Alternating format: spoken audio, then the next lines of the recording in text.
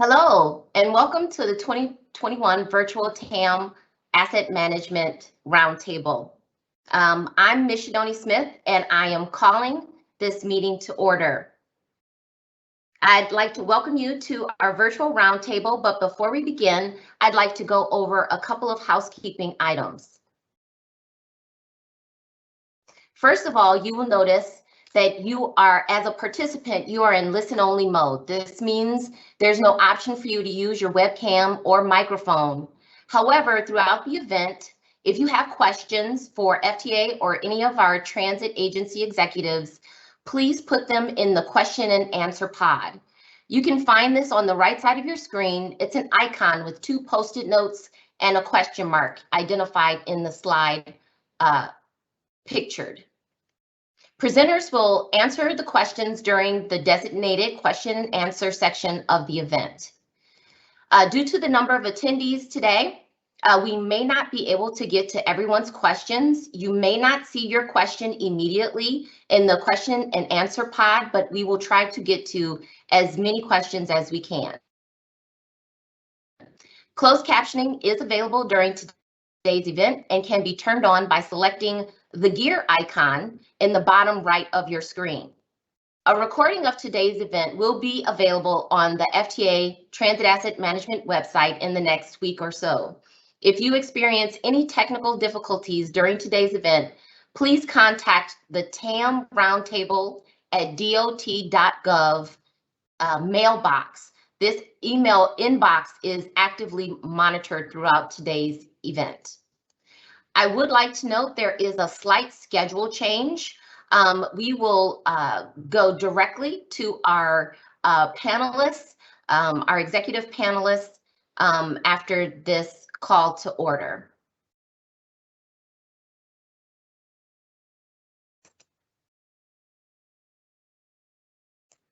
Today, I'll be moderating our discussion with 4 transit agency executives from across the country to discuss the TAM's relationship with future planning and financial forecasting.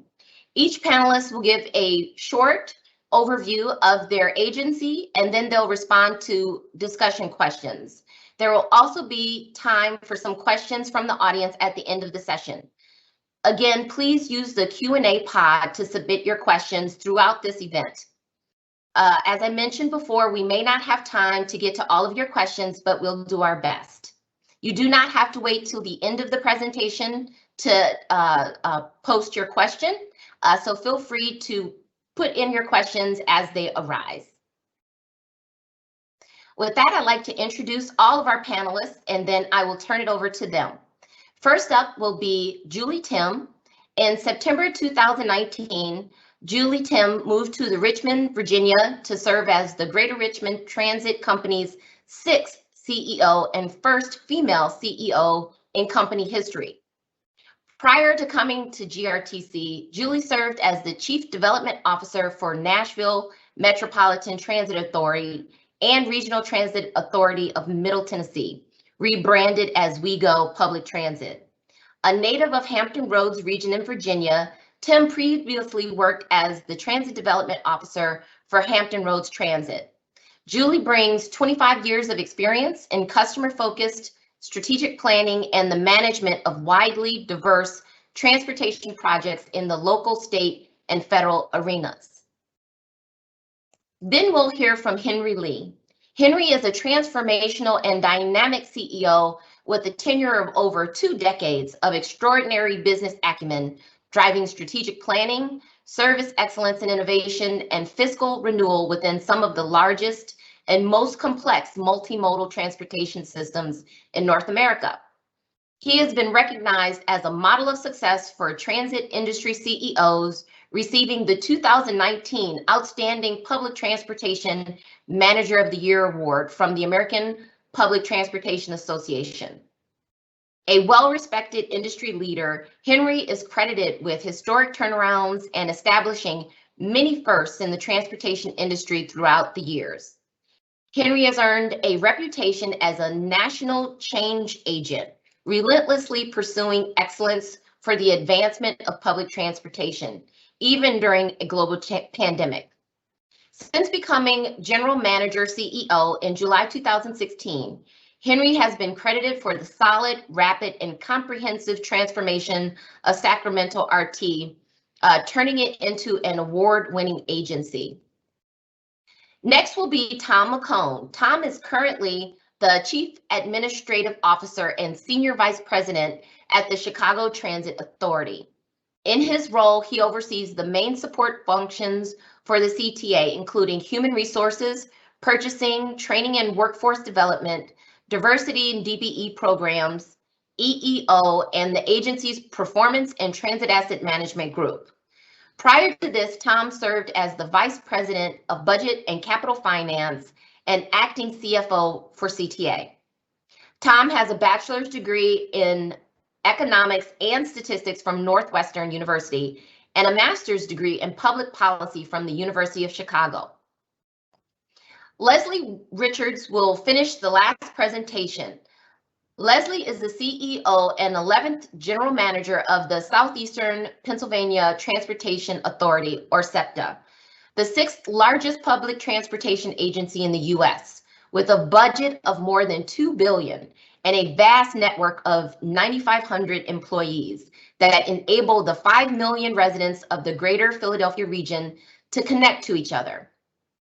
SEPTA operates across 6 transportation modes and has 2,800 vehicles in service, 285 subways and rail stations, 13,000 bus and trolley stops, and 150 routes. Prior to joining SEPTA, Richards was the first woman secretary of the Pennsylvania Department of Transportation, or PennDOT, one of the largest and most innovative transportation agencies in the U.S. A staunch advocate for women and diversity in transportation and government, Richards has been recognized for her leadership in the industry and commitment to public service. She has an undergraduate degree from Brown University and master's in regional planning from the University of Pennsylvania. So Julie will be starting us off for our executive panel discussion, and I will turn it over to her. Julie, please go ahead. Thank you. Thank you for inviting me. It's absolutely an honor to be here today and to give you a little bit of a snapshot about GRTC and how we're doing managing our transit asset management program. Specifically, GRTC is probably one of the smaller mid-sized agencies. To give you some comparison to any other agencies out there, we do a local bus, commuter bus, or express bus. We do have a BRT line, which is about 7 miles long, and we do paratransit services, of course. The BRT was launched in 2018 along with a system redesign that I'm very proud to say that resulted in the agency getting double-digit ridership growth in a time when nationally there wasn't that same level of increase. I do credit that to my predecessors here. I was not here when it went into place, but it showed the commitment to transit here locally, which will come into the next part of my presentation. We were looking to build upon that with extended service and routes and frequencies and our core service in FY22 with new dedicated regional funding. Of course, we have delays in that because of COVID. Next slide, please. So when looking at how that the size of our agency, we were projected pre-COVID to reach that 10 million trips in FY21. The majority of those trips were home-based work. We were serving an essential workforce population where the majority of the service we provided were people coming within a few blocks of the buses and, of course, getting their final destination within a few blocks as well. Next slide, please.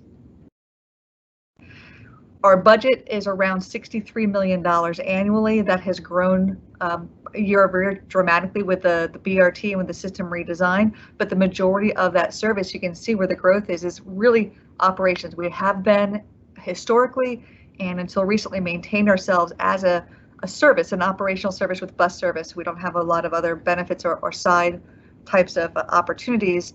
We haven't been great in innovation or in growth. We design our service and we provide that bus service to our local populations, and we do it well. A large percentage of our money, besides going into operations, as you would expect, goes into the benefits for our staff and the maintenance to keep our fleet in a state of good repair and our facility in a state of good repair. So that's the bulk of our money. The rest of it tends to be a fairly minor portion of our annual budget. I think this is probably representative for most bus-focused transit agencies in particular. Next slide, please.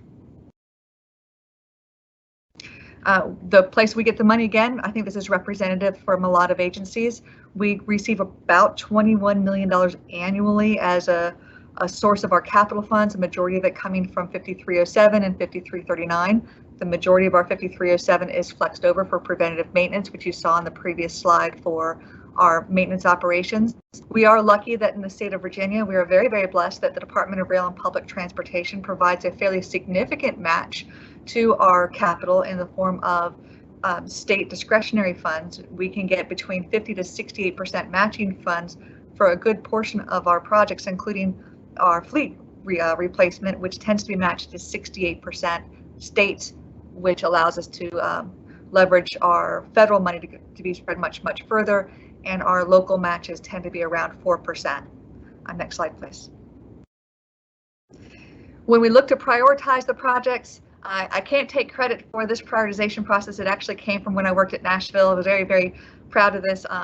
Came from Steve Bland, but I've adopted it as my own, so I'm claiming it forever and for always. When we look at how we prioritize our capital projects and our transit state of repair, we're doing it in a very prioritized order where safety, regulatory training always comes first, and committed projects. We wouldn't let a project that's most of the way through that needs a little bit more funding to go in the way of not getting the rest of its remaining funding. But 3 and 4, that transfer of money to preventative maintenance and our state of good repair, that's the bulk of the money, and you'll see that in just a second on our capital resources, and that's where we have the most of our attention of how do we make sure that our operations are funded but keep everything in a state of good repair. So most of our push-pull is between 3 and 4, and then what's left goes into the business improvements and service improvements and expansion as we look forward.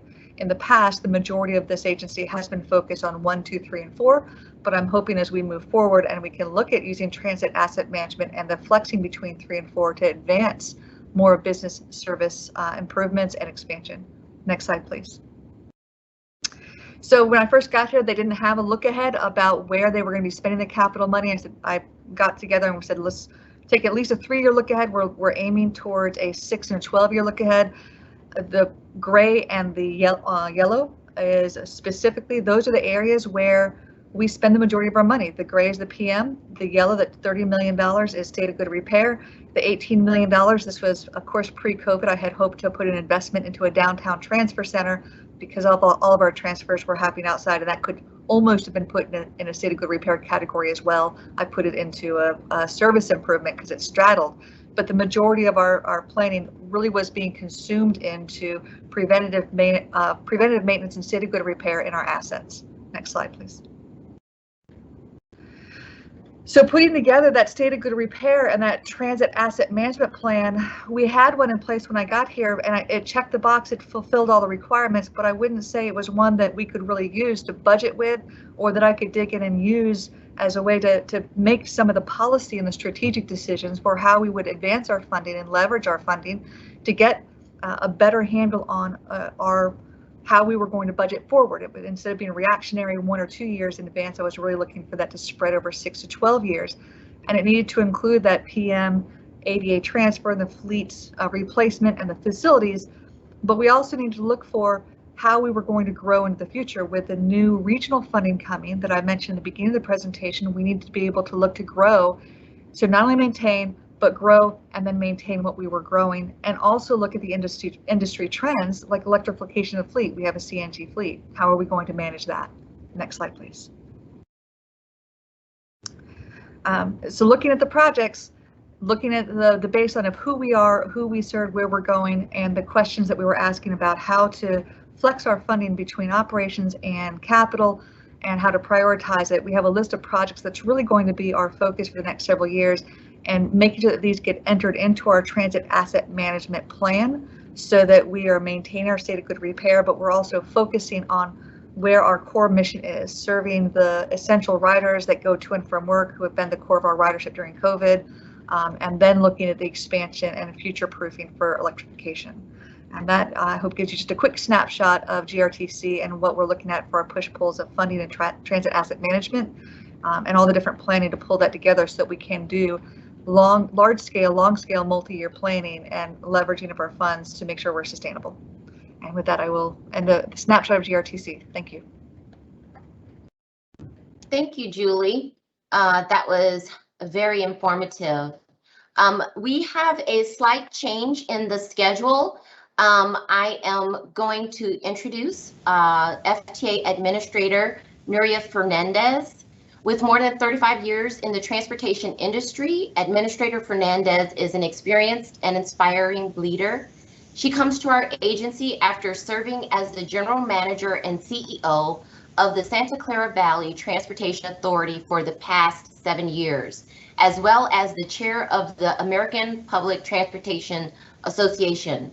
Prior to leading VTA, Fernandez served in leadership positions at some of the busiest transit agencies in America, including Chief Operating Officer of the New York Metropolitan Transportation Authority and Senior Vice President of Design and Construction for the Chicago Transit Authority and the Washington Metropolitan Area Transit Authority consecutively. We are lucky to have her leading FTA. And with that, I will turn it over to Administrator Fernandez for her welcome. Thank you very much, Ms. Shadoni, and to all of you. And Julie, thanks for sharing the great things that you're doing at your agency. So good afternoon, everyone. I am so glad I could join you today to talk about transit asset management and our renewed commitment to confront transit industry's significant repair backlog. I know you've heard through the opening remarks that we are in a place now that it's pretty much bordering on crises. We cannot let this backlog continue to build up. So first, before I get into that section of my speech, I just want to also express my appreciation to all you have done to ensure that your riders had access to your services, because the pandemic has been around for a while, longer than we had anticipated, but the essential workers have always shown up. They've showed up, they've gotten behind the wheel or in the cab of trains to make sure that we could keep people moving. When the president asked us to speed up the vaccination distribution efforts, transit agencies said, how can we help? And you did come up with some very creative ways that not only could you get your employees vaccinated, but you could get people in the community access to vaccine centers, or also use your own facilities to provide that service.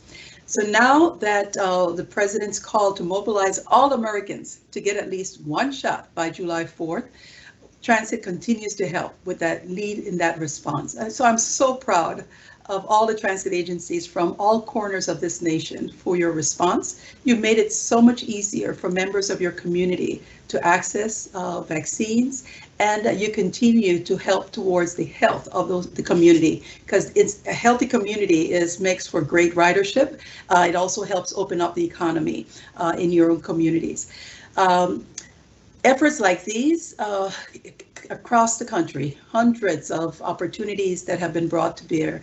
And as we continue to work with you through the funding of the American Rescue Plan and how you can use what is eligible and how you can leverage those dollars, please let us know how else we can provide technical assistance. We are grateful to the President and to Congress for passing all the critical funding relief programs, and this last one, the American Rescue Plan, certainly is one that President Biden can take full credit for, and all of you for helping us implementing programs with using that funding. So today, I wanted to talk to you about transit asset management, which is clearly the topic of this roundtable. So after decades of disinvestment, the United States faces such a large backlog of needed repairs, and this is in all transportation infrastructure and other infrastructure that has now set us at we've fallen to 13th globally in infrastructure quality, and that is really bad. Nobody wants to be fallen. You want to rise and show that you're in leadership of taking care of the infrastructure of the nation. So transit alone has about 105 billion. You've heard this number repeated time and time again. That's a large number. Secretary Buttigieg had said that there's really no reason that a wealthy nation like ours with such talent that we shouldn't be leading the world when it comes to transportation infrastructure. So now's our chance. All of you know that asset management has always been critical to transit operations. And now we're all in a moment where our circumstances, living through a pandemic, and our administration with its focus on rebuilding our infrastructure, with that spotlight on the industry state of good repair and the challenges that lay before us, that we can take the mantle and make this change. So well thought out and executed TAM strategies are going to lead us to increase reliability and performance in our systems. I know I'm preaching to those of you who have been at the pulpit with this very message. So truly, it's the best way to present transit to our nation, that we're building back better. I want to encourage you to get the most from these 3 days by listening carefully to the asset management strategies. You will hear from panelists and others. Then take the knowledge back and the ideas you've gained and adapt them to your own work and your own systems. We can't wait. As the late Congressman Elijah Cummings frequently said, this is our time and this is happening on our watch. So we must act with fierce urgency to do all that we can to help the people of our country from this pandemic and be able to help them to thrive through fast, safe, reliable transit options. So our industry state of good repair has been a major focus of this administration. And as we look ahead, what the American Jobs Plan would mean to our industry. The American Jobs Plan is our way out of this cycle to finally provide the investment in infrastructure we truly need by replacing thousands of old buses and rail cars and repairing aging stations and facilities. This once in a generation investment in infrastructure would invest $85 billion to modernize and expand transit, and would help create millions of good paying jobs to do the actual work of modernizing our infrastructure. So these are prevailing wage jobs: laying new track, fixing stations, installing new infrastructure, and building electric vehicles. As President Biden has said, this is not the time to build back the way things were. And I know that all of you are thinking about how you can be more innovative in your approach to build back resilient and to harden your systems. We need to build back better. And that is what the American Jobs Plan is going to help us do. But even as we work towards passage of a major infrastructure bill, we need to continue to promote transit asset management to ensure that we have a safe, efficient transit service for all Americans who rely on public transit, so that we can continue doing what we need to do, because effective asset management results in better service. And we know that quality of service is a determining factor for people using the system. Lower maintenance costs and also improving the accessibility of the service. So we at FTA are committed to partnering with you. I look forward to that continued partnership so that we can use the federal investment in the nation's transit systems to ensure that trains and buses keep running and to continue to support the equity in our communities, which is essential. TAM provides a clear path to modernizing and improving transit systems.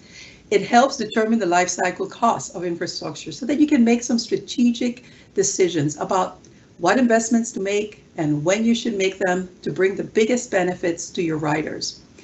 This idea of life cycle is very important. With TAM life cycle planning, you can prioritize what assets have the greatest needs and to work to keep them from falling into disrepair. Many of the agencies have done this type of planning informally for a very long time. But what TAM allows you to do is to be more holistic and systematic in your approach.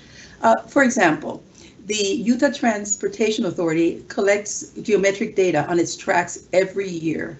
And this fine-grained data can indicate whether portions of the tracks are deteriorating and also to rate the level of deterioration to identify the defects. And so UTA's TAM team can map out track conditions with pinpoint accuracy to define when sections of the track need replacement. This innovative system also allows UTA to maintain its rail infrastructure in a good state of repair, improving safety, which is paramount, and also providing better service. So done right, TAM allows you to establish system-wide goals and also help develop strategies to prioritize and maximize your investments.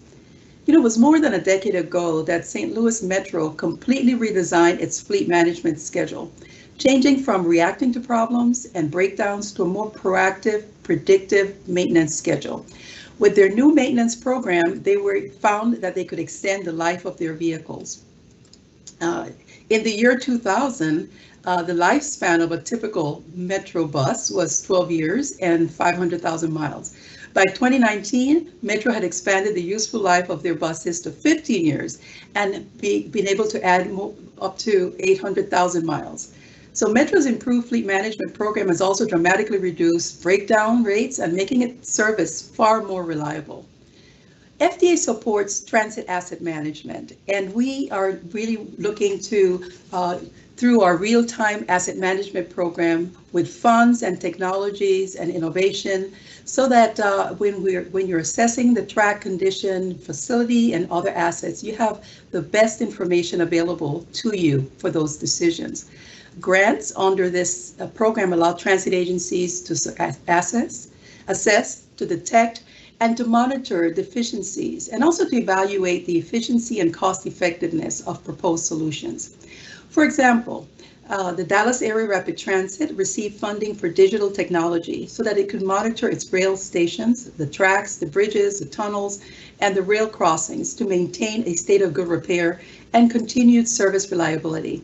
So you will hear more about FTA-supported technology advancements throughout these sessions.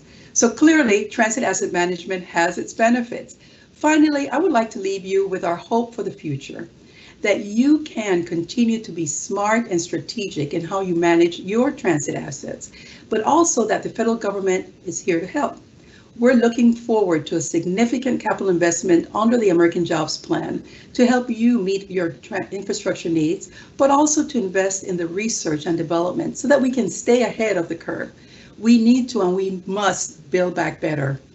As we emerge from this pandemic, we should take this opportunity of this moment so that we can reimagine, rebuild, and forge a truly 21st century transit system. Thanks to all of you for your participation today and throughout these sessions. Thank you, Ms. Donnie. Thank you so much, Administrator Fernandez, for the warm welcome and support of TAM program and our charge for the future. We'll now transition back to the executive panel and ask Henry Lee to provide some remarks. Good morning. Thank you for your kind introduction, Ms. Donnie. And it is an honor to share this stage with some of our industry's highly accomplished professionals like Julia, Tom, Leslie, and others. I would also like to thank our dear friend, Administrator Luria Fernandez, for her extraordinary leadership in the industry. And thank the entire FTA team for your guidance and collaboration. Next slide, please.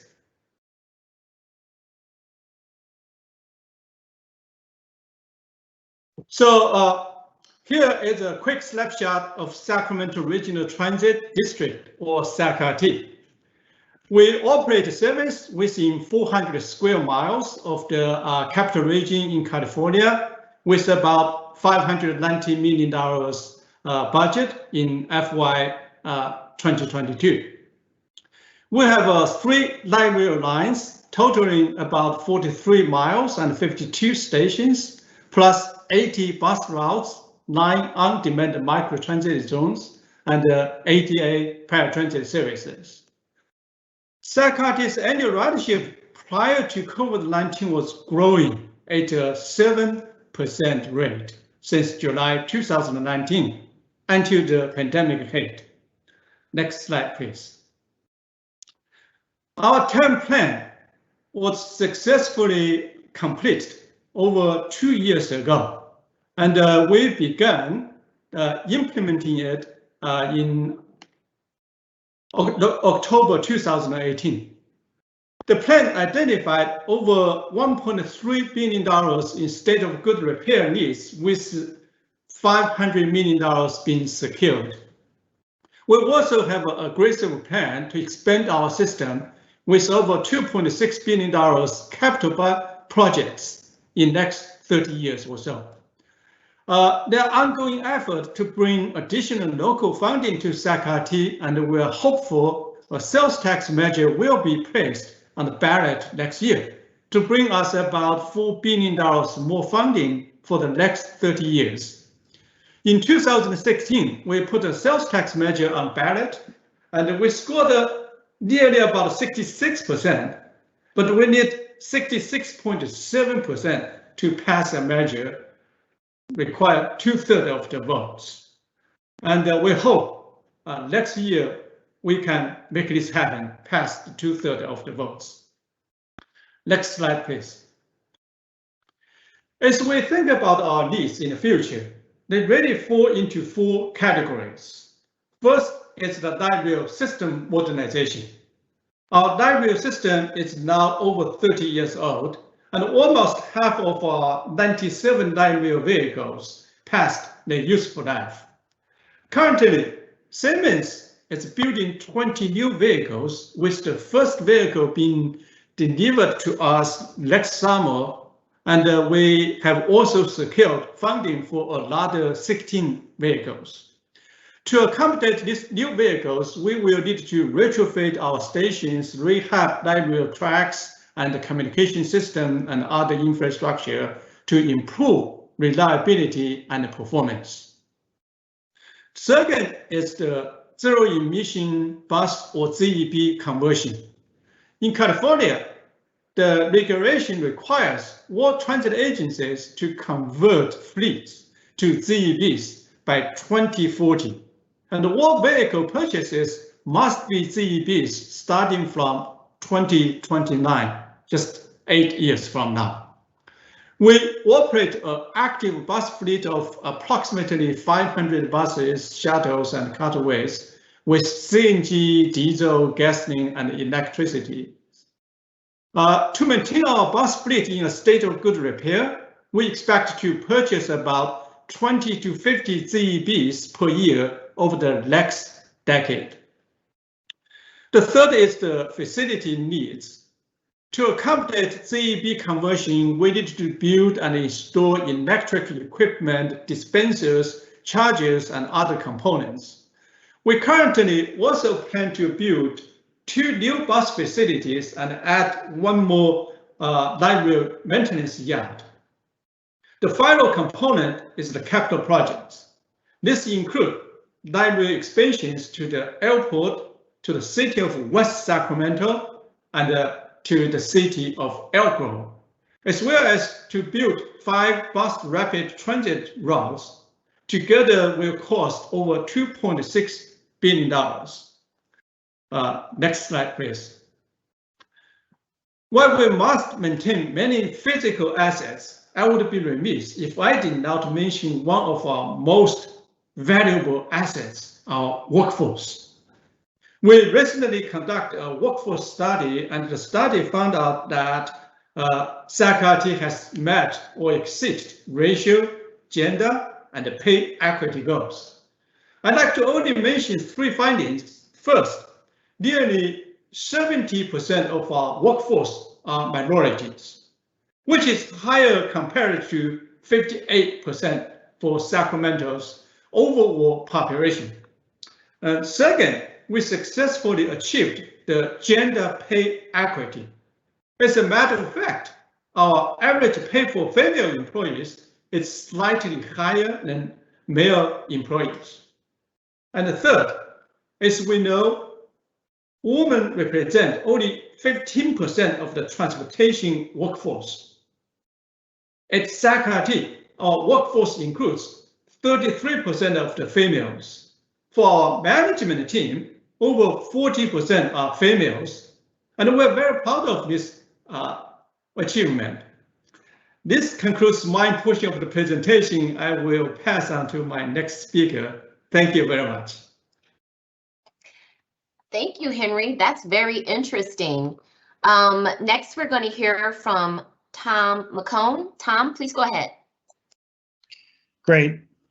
Thank you. On behalf of our president and board, we're really pleased to be a part of this discussion, obviously on this critical topic, and I'm really glad to be here with my fellow panelists and hear from them as well. So thank you to everybody for putting this together and for this program. You can go to the next slide.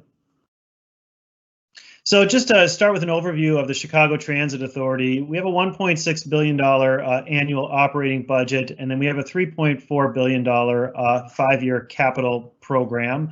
We operate 8 heavy rail lines and 127 bus routes. We have 24/7 rail service. That's across 2 of our lines, the red line and the blue line. The blue line provides 24/7 service out to O'Hare Airport. You can go to the next slide. The second, by ridership, the second largest public transportation system in the U.S. Coverage is 310 square miles, which includes not only the city of Chicago, but also 35 of our surrounding suburbs as well. Prior to the pandemic, we were supporting more than 1.6 million rides a day. I put the post-pandemic numbers on there from our most recent ridership month, which is April, to show sort of the impact that COVID has had on our ridership. So overall, within the system, we're down 64%. Our bus ridership is down less than our rail ridership is. Obviously, those are starting to recover.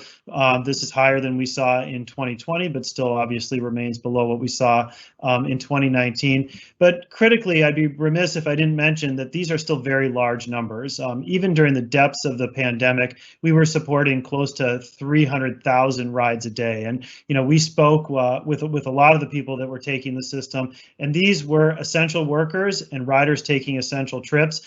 Who really had no other option. So these are folks who worked in grocery stores, they worked at hospitals, they were going to doctor's appointments, and without the CTA, they wouldn't have been able to be linked to those services. So even during the height of the pandemic, we were carrying hundreds of thousands of riders to their critical destinations. And CTA is one part of a regional system, which is supported also by our commuter rail and suburban bus transportation service as well. Next slide. And for those of you that don't know, and I'd like to thank CityLab for this for this slide, Chicago is rated as the best place to get both tacos and transit. So you can see here there's a 2x2 that CityLab has put together, asking respondents to rate the best cities for both tacos and transit. So if that's what you're looking for, Chicago is the place to get your tacos and transit. I think this is highlighted by the fact that not only is there a Chicago Transit Authority, there is also a Chicago Taco Authority. Next slide. Getting back to transit asset management, it's obviously it's about vehicles and track and infrastructure, but there's a lot more to that. I've listed out here a number of the assets that we have that are part of our transit asset management system. You can see a lot of technology assets that are part of this, a lot of support systems and structures. So it's an immense amount of assets that make up a system of this size. You can go to the next slide. Some of the challenges that we face getting into transit asset management is unpredictable funding. You can see there on the right-hand side, this is kind of our historic capital budgeting, our current 5-year capital program, and you can see those ups and downs, right? And the uncertainty that goes with kind of not knowing where that funding is coming from, not knowing necessarily what that funding is going to be. And obviously, we're planning for assets that have a very long, useful life, right? And so we look for that stability of funding to go along with it to make sure that we can plan out those proper replacements, not only of vehicles, but of the supporting infrastructure as well. The picture on the left there just highlights the age of our infrastructure. So that's the loop tracks that are being built, near the end of the 19th century that are still supported and running service to this day.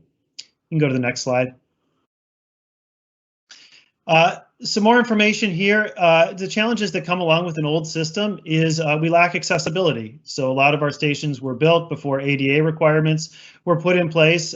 We have made strong strides over the last few years to really improve the accessibility of our system. But even in our current program, we're still going to leave a fairly significant portion of the system remaining non-ADA accessible, and that's not acceptable. We really want to get those stations into a state of accessibility. We have a plan to get there. It's called our All Stations Accessibility Plan, but it's obviously a priority for us. You can go to the next slide. We have a lot of track that needs continual update and replacement, 225 miles of track overall, along with facilities. Facilities, our average age is around 50 years old. Some of them date back again to the 1890s in terms of when these facilities were built. We look at bus garages that were originally built as barns, right, and stables, and continually upgraded over time. Obviously, as technology changed from the 19th to the 21st century, but our facilities have not necessarily upgraded with them as well. You can see this on the next slide. Showing a picture here of one of our bus garages and support facilities. This on the left-hand side was a picture of when it was part of the Chicago surface lines. This was a carriage house. I believe if you look at the date at the top of the building, it would say 1906. If you look at the picture on the right-hand side, you see that same building. Both the same building in the foreground and the same building in the background of both of these pictures. So this is highlighting the fact that, in some places we have buildings that are at this point over 100 years old, and managing this within our mix of assets can be a real challenge. You can go to the next slide. Our state of good repair backlog is currently 14 billion. Over the next 10 years, we're going to add 6 billion to that backlog. Building on those capital needs, we're balancing that with our modernization needs. We are looking to upgrade our bus fleet, right? We want to move to an electric fleet, and so that's part of our modernization program. We are also currently undergoing the largest capital project in our history, which is our $2.1 billion project to rebuild a 100-year-old portion of our red line. This is called our Red Purple Modernization Program. This is rebuilding 4 stations and the track that goes with them. They're 100+ years old, built on an embankment, being replaced with a modern structure and with modern stations. This will take a big chunk out of this will create some accessible stations as well, which helps address some of that backlog that I mentioned previously. We're undergoing our bus fleet modernization. We have buses now that are 18 to 20 years old, right, that need to be replaced and upgraded. Obviously, core capacity, making sure that we have the electric infrastructure, the electricity, the power to support our new rail cars that are coming onto the system, making sure that the track upgrades go along with the vehicle upgrades as those come online. I mentioned before accessibility, obviously a key component of what we're trying to achieve, and then equity and expansion. You can see at the bottom of the chart on the right-hand side there, we are looking to expand our red line so that it goes all the way down to the southern end of the city. This is a key equity accessibility program for it. It is the largest part of the city that is currently underserved by our rail system, and so we are moving ahead with that red line extension program to further support the far south side of our city. Go to the next page. Our capital needs, we break them down by state of good repair, modernization, expansion. We show what's funded, what's unfunded across our various assets here. And this helps sort of both provide the public, a lot of our regional stakeholders, and then also our internal stakeholders with information about the state of our assets and sort of what investments are needed over time within these assets. You can go to the next slide. Again, visually, then you can display that across the various assets and the geographic locations across our system that are needed. You can go to the next slide. And then we're using transit asset management really to help with scenario planning, right? What does it mean if we get additional funding? What does it mean if we get additional funding focused in this particular area? What does it mean if we prioritize this within the program or this within the program? And we can run those various scenarios using our transit asset management program. And it's been very helpful as we look through the various needs that we have. Obviously, looking at the backlog that we have just for state of good repair, the funding that we have is not enough to fully address that. And so we always want to, we're expressing that need as well to continue to address state of good repair along with these other needs of our system. And I'd like to thank you and turn it back to our moderator. Thank you. Thank you so much, Tom. I have to say, I lived in Chicago for years and was never aware of the Chicago Taco Authority, but I will definitely be checking that out on my next visit. I do want to remind the participants that you are welcome to ask your questions at any time during the presentations If you have a question for a particular panelist, please put their name in the question and we will get to them as we can. Our next and final panelist has a similar issue with legacy systems, and I'm going to turn it over to Leslie Richards to share with us her opening remarks. And thanks so much, Ms. Adoni. And I just also want to thank Administrator Fernandez and the entire FTA team for inviting us to participate, and also for advocating for good, robust transit funding. I think that's also a common theme today, in addition to transit asset management. Transit asset management represents the convergence of planning, finance, construction, procurement, and as is the case with vehicle replacements, as we're all seeing and talking about today, it's a very valuable tool for our organizations to make data-based decisions and how best to invest in the critical assets and infrastructure needs here. As a planner by background and a former PennDOT secretary, I know that asset management can definitely be labor intensive and sometimes competes with space with other priorities, but so important. And the investment and the time and resources in developing comprehensive and easily accessible programs of asset conditions really provides benefits for all of our systems.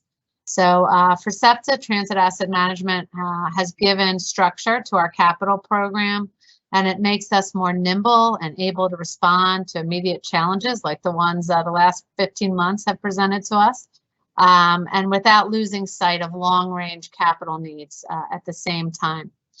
So please go to the next slide. And, we've been able to collect good information for us. And as has been said, it helps us to communicate to our funding partners, as well as helps us figure out good and priorities when it comes to investments. Here's a snapshot of SEPTA, where we are right now. We are by size the 5th largest transit system in the United States. We have around 9,500 employees, 2,800 vehicles, 150 multimodal routes. That includes buses, subway, elevated cars, trolleys, commuter rail, 285 subway and rail stations, 13,000 bus and trolley stops. We provide multimodal service throughout southeastern Pennsylvania with service to Trenton, West Trenton, New Jersey, Wilmington, and Newark, Delaware. We operate and share maintenance responsibilities for infrastructure with Amtrak, freight railroads, as well as several municipalities. We were, like many legacy systems, I enjoyed Tom's picture of building of the structures there. We were built, I hate to say it this way, but the bankruptcy of several agencies that existed before us were a consolidation of former public transportation operators,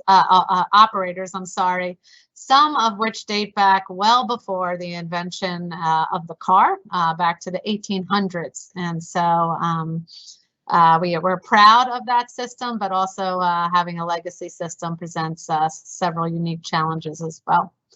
Our capital program is focused on addressing our $4.6 billion backlog right now in infrastructure and vehicle needs, and restoring the system to a state of good repair. At the same time, we're working on improving our accessibility and connectivity throughout our large legacy network. Next slide. So here, I wanted to first of all thank our FTA Regional Administrator, Terry Cruz, who's shown in the picture there at the right. Those were pre-pandemic days when we were doing ribbon cuttings and groundbreakings and showing how things were moving forward. And it feels good that those days are coming again. We were really excited, of course, to move our projects forward. I have to say, again, coming from PennDOT, I was truly impressed with how mature SEPTA's transit asset management system was when I got here. And I want to take a moment to acknowledge someone from SEPTA who I believe you all know, and that's our manager of asset management, Laura Zale. who really stood up a tremendous program here at SEPTA's Asset Management and really is leading our authority efforts. And I'm very grateful to be working with her now. In 2010, SEPTA's Asset Management Program gave many internal processes a formal structure.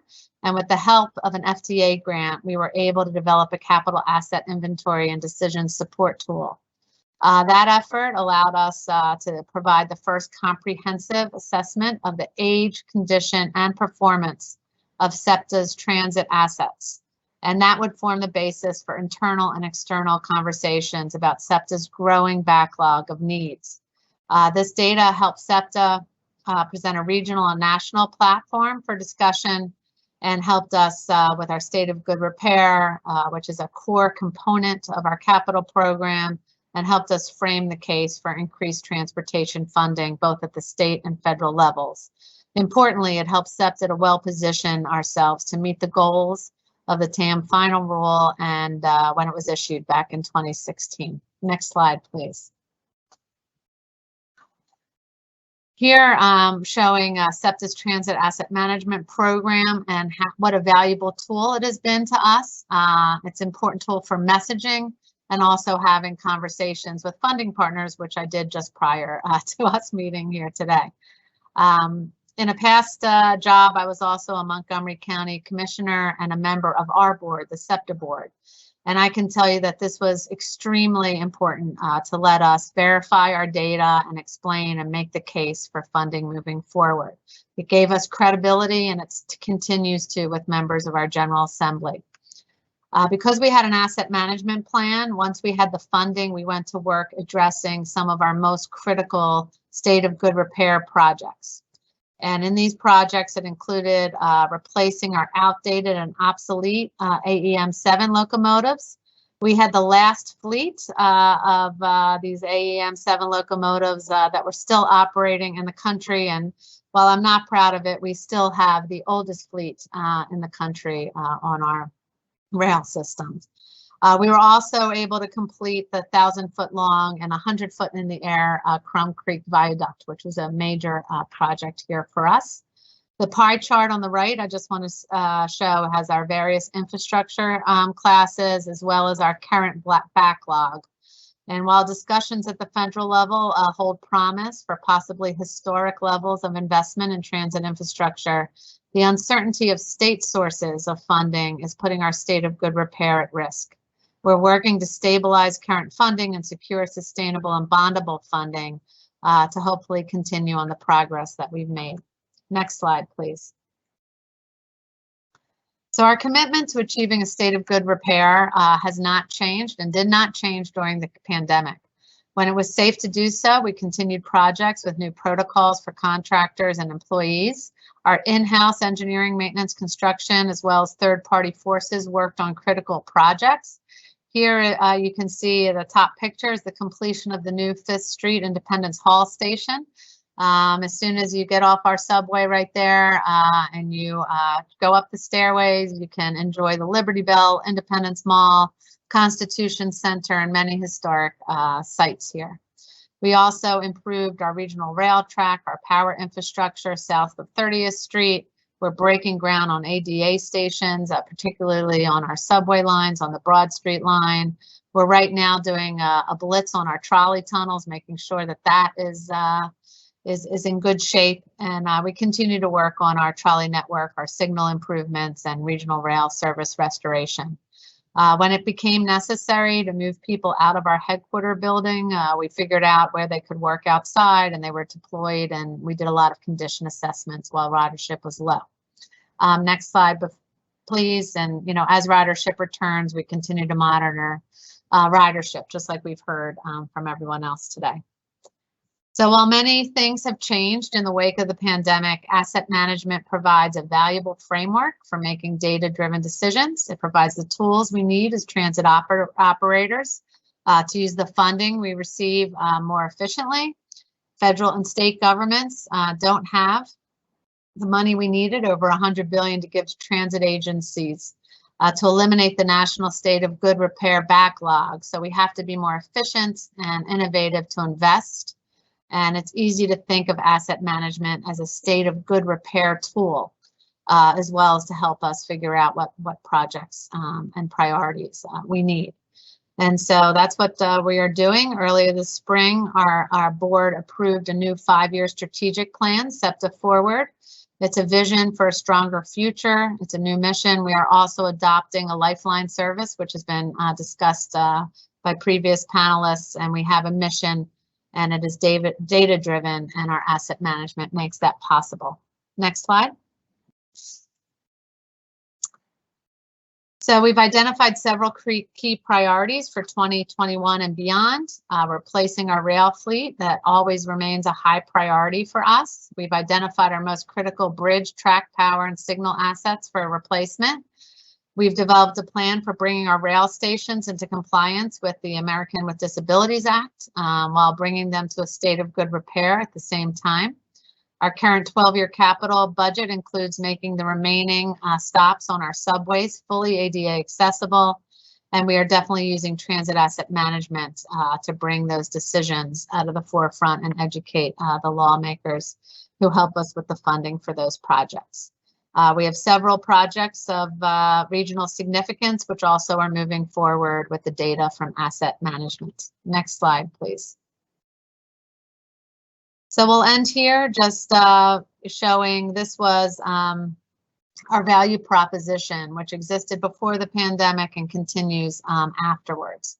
And transit asset management and communicating those needs also help us with everything that we are providing, and which the pandemic has definitely highlighted, how we can be part of not only driving the economy, but part of the regional recovery we see here in southeastern Pennsylvania and the Commonwealth, how we support equity and quality of life issues, how we maintain sustainability, as well as keep everybody safe. And so thank you again for inviting me, and I look forward to the panel discussion. Thank you so much, Leslie. And actually, thank you to all of the panelists for your opening remarks. You all represent the diversity of the systems and operations, and also the similarities of challenges and opportunities. Now we're going to shift to our moderated discussion, and I'd like to start the first question with Leslie. And that question is, how is TAM informing planning for the future of your agency? And how will TAM processes be affected by those plans?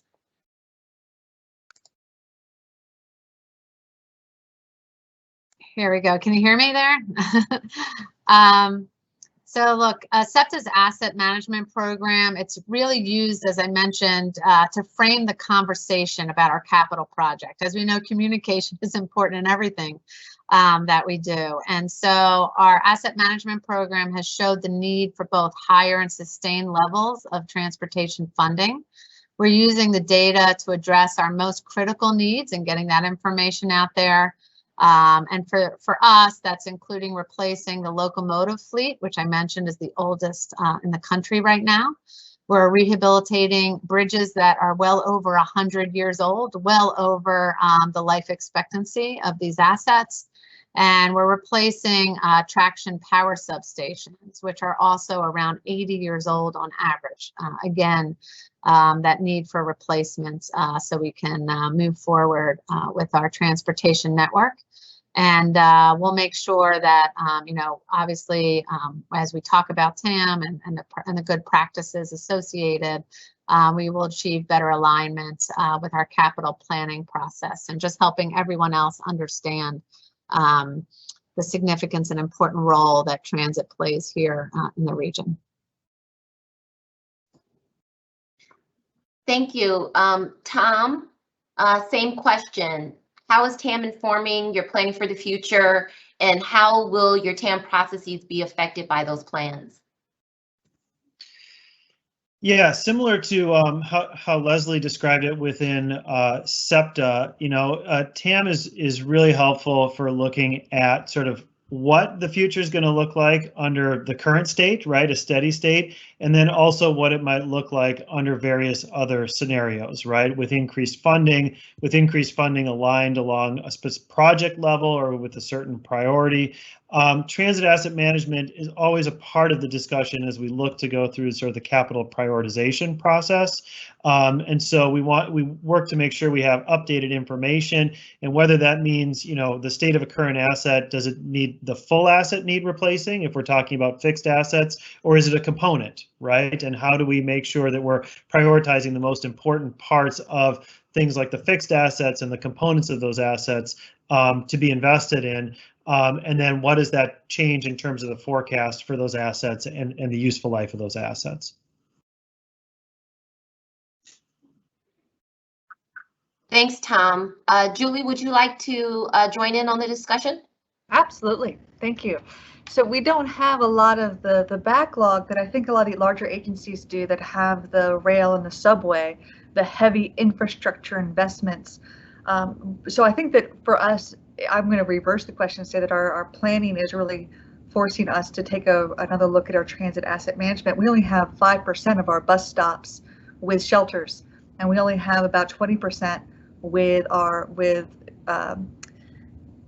seats and with benches. And when we went through COVID, what we saw is that the essential riders, our ridership didn't drop, but 20 or 30% in COVID, and we're back to 10% of normal levels. So when we're starting to look at our investments about how we invest our capital dollars, there's a great push for us to look into putting more money into the BRT, putting it back into express buses, going back to the normal of pre-COVID, which are the riders that kind of dropped away and were able to telecommute.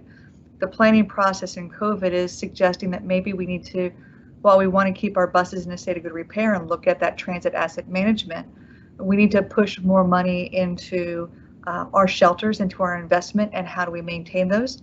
We need to look at our bus fleet. Do we maintain a large percentage of our buses being 40-foot buses, or do we need to look at a shift as we replace them in the long-term plan? So we have some that are 60-foot, so we can spread people out, or look at places where there's congested, or also get smaller buses in those areas where ridership did drop off, and have that flexibility and nimbleness to invest properly in the future. So I would say our planning in COVID is making us reassess our transit asset management. So it's a little bit of both. It's an iterative process. That makes sense. Thank you. Henry, would you like to add anything to that? Yes, I will be very short. Like our peer agencies, our TAM plan has been helping guide our agencies' planning for system-wide state of good repair too. As identified in our plan, we outline policy and processes to address asset management, provide accountability over management practices, and support budgeting and planning to achieve these goals. And as we develop our inventory and prioritize investment and the state of good repair policies, the TAM plan has helped us to develop short and long-term plans and goals for asset management, especially for some key aspects like rolling stocks, equipment, infrastructure, facilities, and in infrastructure, the fixed guideway, rail system, track, traction power, substation, signal system, those type of stuff too. So while we implement these plans and goals, we continue to improve our TAM process to better serve our strategic priorities. It's a continuous improvement process for our TAM plan. And also the TAM plan helps our internal communication too. I mean, as you know, it takes enormous collaboration across the agency to develop a robust TAM plan. Thank you for that. I've heard from each of you some aspect of the coordination requirements in terms of having a good asset management program. So thank you for that. I'm going to ask this next question of Julie first. It's a rather long question, but it is, what are the implications for state of good repair that service changes might have, especially considering service changes which have already happened due to the pandemic? Do you expect some of those temporary service changes to become permanent? And I know you mentioned this in your remarks. And if so, how might they further affect planning for state of good repair at your agency? I will come to the other panelists after Julie has a chance to respond. Thank you. Thank you. I mentioned this before, but I think it's specifically going to impact how we're looking at our fleet replacement plan. I just mentioned a few minutes ago that we were looking at a standard fleet replacement plan of a 40-foot bus would be replaced with a 40-foot bus. Now coming out of COVID, and we're seeing some of the areas where our ridership has shifted. We're looking at possibly replacing 40-foot buses in some areas with smaller buses where our ridership dropped. And we think that because of teleworking and because of the way we've redesigned, it will probably continue to stay low. We don't want to cut those lower performing routes that are not having as much ridership because they provide that lifeline service, but they don't need a 40-foot bus. And some of the data we've gotten out of COVID has suggested we need to relook at how we are replacing our buses with either larger buses on those routes that served underserved populations of essential workers that continue to have high density in our buses throughout COVID. Those areas, maybe we need to be putting 60-foot articulated buses if the right-of-way will handle it, and some smaller buses. We're also looking at service designs where we might have mobility on demand or other types of micro transit in more suburban areas where people who needed to get service to get their vaccinations didn't have service, and it was harder to get the 40-foot buses out there with low numbers of operators. If we were able to have operators that had non-CDLs and drive smaller vehicles and have that part of our fleet and part of our operations, we might have been able to more nimbly reach them. I think we did a pretty good job, but I think we could have done better with a different fleet profile. So with that change of service planning in the future, I think that's going to change our replacement plan for our vehicles as they age and as we move forward. And that's just one of many things we're considering. Thank you. Tom, would you like to respond to that question? Yeah, definitely. I'd be happy to. So the CTA, we actually did not reduce service in response to the pandemic. So we maintained full service throughout the pandemic. And as I mentioned previously, we were still carrying close to 300,000 rides a day. And so that service was critical to maintain that frequency and that availability for social distancing, and then also for timeliness to make sure that people were arriving to their destinations. We did reallocate some of the longer buses, right, our 60-foot buses along the routes where more ridership was maintained and where more of those essential trips were needed and being served, primarily on the south and the west sides of our city. So there was some reallocation there. We ran longer trains, right, to accommodate that social distancing for those riders that were on there, which did create a little more wear and tear on the vehicles because we were running longer trains than we might normally do. And I think, for us, what it's really highlighted is the criticality of public transit for the community, both for the accessibility. So for people, who don't have access to a vehicle for whatever reason, need public transit, right? They need it to get to their essential destinations and to their essential jobs. And then also now, as we get into the recovery, for the support that we have for the city and the city's economic recovery, right? And so we have really maintained service and looked to places to make sure that we have that robust service. So now we're looking to make sure that we can continue to provide that service and invest in that state of good repair backlog to cut down on service disruptions, to make sure that we can provide fast, reliable service, whether it's on the bus network or the rail network, which is kind of more important than ever that we continue to provide that fast, reliable service. Thank you. Leslie, would you like to provide any response? Yeah, absolutely. We've always used ridership and, to make our asset-based decisions. But I think one thing this pandemic has definitely shown us, and I think it's shown us all, that we're best and we can function best when we can be flexible and nimble and figure out what exactly is needed. And so, like, you know, many other transit agencies, we're reevaluating everything. We did have, you know, times where we shrunk our service during the pandemic, and then we brought some service back. We're still operating just under 100% on our rails, and I should say on our subways, our transit, and our bus service. That's our transit service, and our regional rail is, you know, right around 50% right now. We're planning on increasing that as ridership comes back. We're doing some really significant studies right now. We're doing Bus Revolution, which is looking at all of our bus routes and seeing how people are using our system right now, and what the needs are. I mentioned before our strategic plan, which includes a lifestyle service and not so much based on a commuter service. We know that work weeks are going to change, how people are using our system are going to change, and we want to be ready for that. And we know that peak commuter times probably won't be as significant as they were prior to the time we're about to enter right now. While they will still play a part, but they may not be the only thing we want to take account in as we look at ridership. We're doing a regional rail master plan. We're modernizing all of our trolley routes as well. And we're doing wayfinding to make our system easier to use for everybody. And we're just making sure that our system is a good choice for people. We know that we have to win our riders back. We were very happy to provide, like Tom mentioned, about 300,000 trips throughout the pandemic on a daily basis. And that was shows how much we were needed.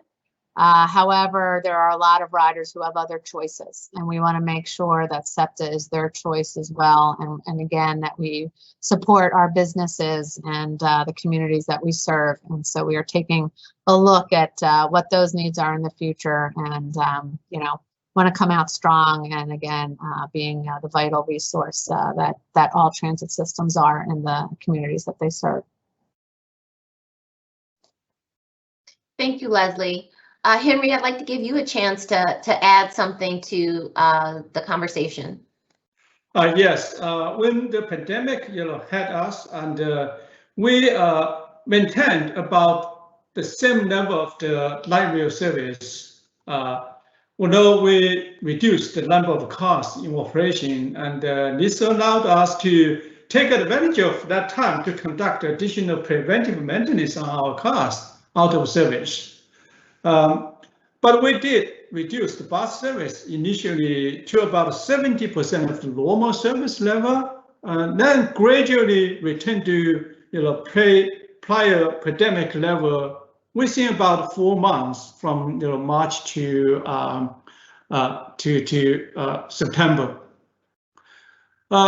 We spent a lot of effort to support our community during the pandemic time, and we equipped our buses with Wi-Fi equipment and deployed them in underserved communities and digital deserts to assist with distance learning, telehealth and telework effort.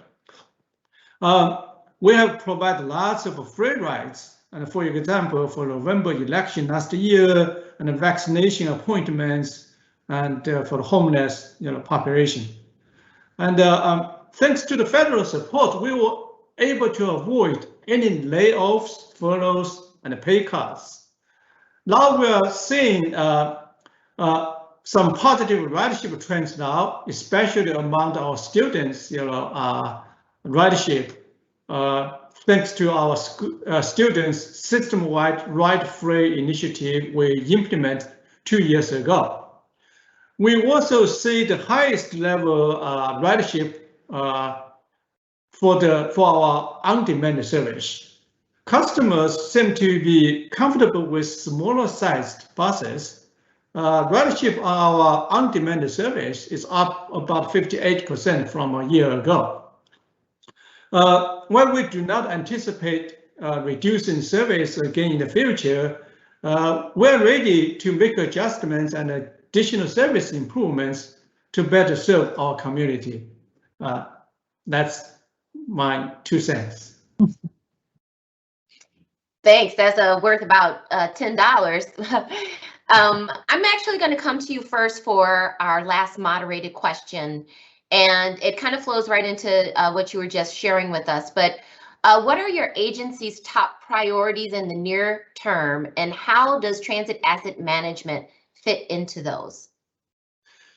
So in the near term, we have some major projects underway, particularly our light rail system modernization project, including the replacement and expansion of our rail fleet and upgrades to our facilities. Also, our zero-emission bus conversion will be a priority too. Because of the size of the scope and the cost associated with these projects, there are priorities both in the near term and long term. The TAM plan helps us identify targets and useful life benchmarks so that we can appropriate funding for replacement while not wasting any resources. And also the TAM has improved our efficiencies and the planning. And we are making concerted effort to monitor our asset inventory. And in the meantime, we try to take advantage of the historical level of the federal funding or potential funding in the near future, and also the significant additional funding from the state of California. This year, now state of California has $100 billion of the surplus just this year. Now they try to add lots of new additional funding to us, so this might allow us to expedite our light rail modernization project, and also ZEB conversion project. And we try to, from beginning I said we would like to make this to convert our 500 buses, shuttles and cutaways within next 10 years to completely electric buses and cutaways. Thank you for that. Julie, would you like to share what are your agency's near-term top priorities and how TAM fits into those? Yes. So I know that I am, and I suspect this is the case for most other executives across the country. We're under incredible pressure to do groundbreakings and ribbon cuttings to expand service, expand frequencies, get back to normal, get our ridership the old way of doing business.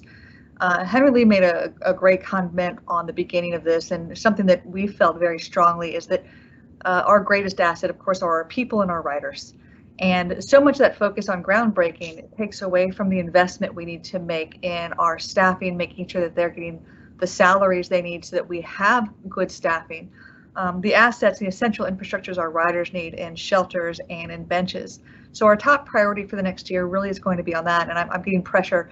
Well, put in more frequency, put in more, expand the BRT, put in more heavy infrastructure. But our priority is going to be on our people first. And of course, as I said before, the priorities of our investment are always safety, committed projects, the preventative maintenance. But we need to, as a smaller agency, I look at the larger agencies as both where we want to go, but also where we don't want to go. We don't want to get in a position where we've grown so fast that we're not able to keep up with it, and we get the backlog of transit asset management. So our priorities are going to be to get our living wages up, to get our essential infrastructure for our bus passengers up, maintain our state of good repair, and then slowly grow. And I know that there's definitely pressure for me to grow faster with the new regional sources of funding coming out, but we need to grow sustainably. And that's going to be where we balance our planning, our transit asset management, and our growth. That's a very sound approach. I'd like to offer, Tom, would you like to add anything to this? Sure, I'd be glad to. And I'd like to just briefly, a couple of other things, that we're focused on here. Obviously, the near term, it's helping our city and helping our communities recover from the impact of everything that's happened over the past year, right? And all the ways in which we can do that, whether it's through transit asset management or some of the other programs that we have. But clearly, we're looking not only to recover ourselves as an agency, but also to support our city and our communities as they look to recover as well.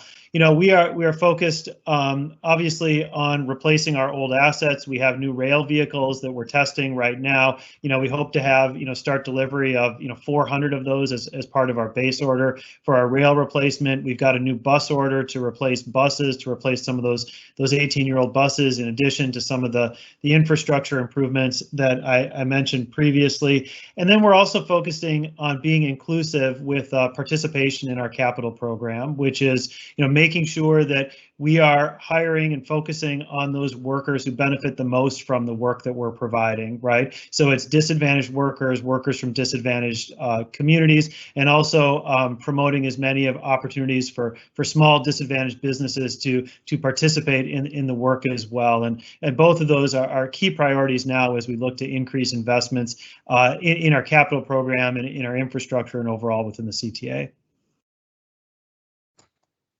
Thanks, Tom. Leslie, would you like to have the last word on this question? Yeah, sure. Look, I'll just wrap up. Our priorities include system preservation, but always promoting equitable access and connectivity. I think we've heard that from everybody. Obviously, look, we're a transportation system, we're a transit system, but we're really a people system, and we have to connect people and we have to be inclusive as we do that. Our highest priority in the near term is replacing rail vehicles, as Tom, also from a legacy system, mentioned. But our other priority, very, very highly ranked as well, is to make these historic stations accessible for all of our riders and bringing them into state good of repair. So we'll continue to work on that as well. And obviously, our TAM program is going to help us inform which projects are most critical. We'll look at the asset age, the condition, the performance, and helping us make those difficult decisions. Thank you. That was a great wrap up. And that actually is the last of our moderated questions. However, we still have time to get some of the audience questions. Unfortunately, this one, or it looks like this one is open to all of you, so whomever wants to go first. The question is, where does your TAM resources sit in your organization's hierarchy? Who do they report to? Like, what is the structure of your TAM program? Henry, would you like to go first? Yes, this position resources actually report to our Vice President of Planning and Engineering, and also our Finance Department help tremendously on that too. And we regularly invite the manager for TAM to speak in the executive management meeting too.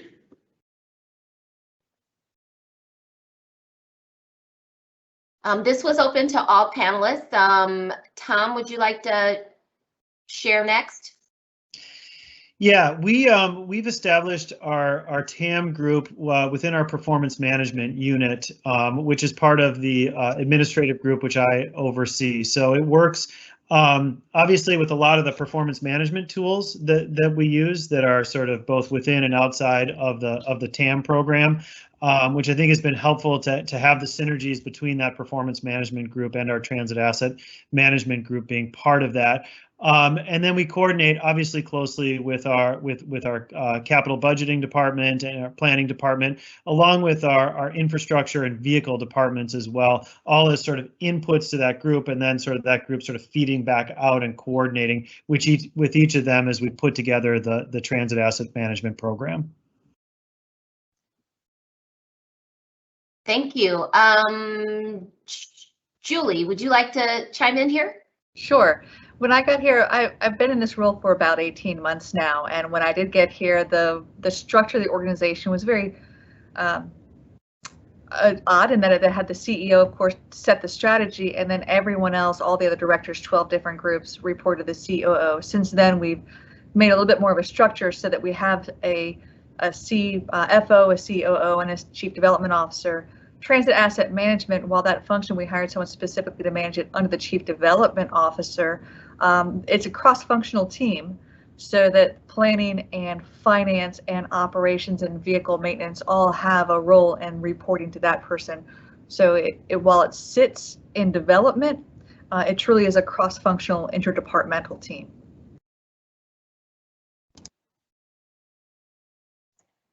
I'll just quickly add. No, we also have cross-departmental, has been described here. Obviously, it falls under with our engineering, our construction, our maintenance, a strong finance component where our capital budgets are set. So again, a lot of people working together, but reporting at the highest levels, like right to the deputies and then to myself. So obviously, very high level and very collaborative. Okay, thank you. The next question is for Tom. What tools are the CTA using to do scenario analysis? So we're using a number of tools, and we've been doing transit asset management for a while, right? And formally, I think we got our first grant to do this almost a decade ago. So we've really been developing and customizing tools throughout that. We use Term Light for some of our development and scenario planning. We use a number of other custom-based or statistical and analytical tools as well. So, but those are that's really helpful when we put this together. We also have two different systems, kind of work order maintenance systems, but they're also function as asset management systems. One for our vehicles and one for our fixed assets as well.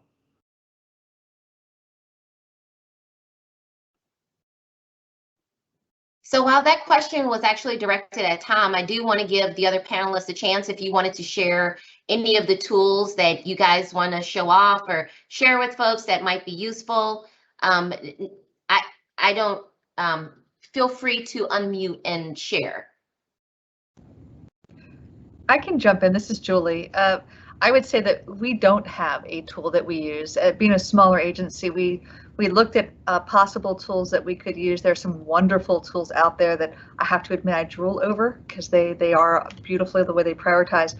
But when you have a smaller agency and a smaller budget, the majority of the money goes into the fleet replacement, doesn't leave much money left to do scenario planning. So for the smaller agencies out there, sometimes it's just easier to have a prioritization. You put your money into your fleet and your assets, and then what little is left gets prioritized from there. So there's some great tools out there, but for us, Excel. Sometimes simple tools meet the needs. So thank you for highlighting that. Henry, I saw it looked like you wanted to jump into this question. Well, I just want to share what we did here.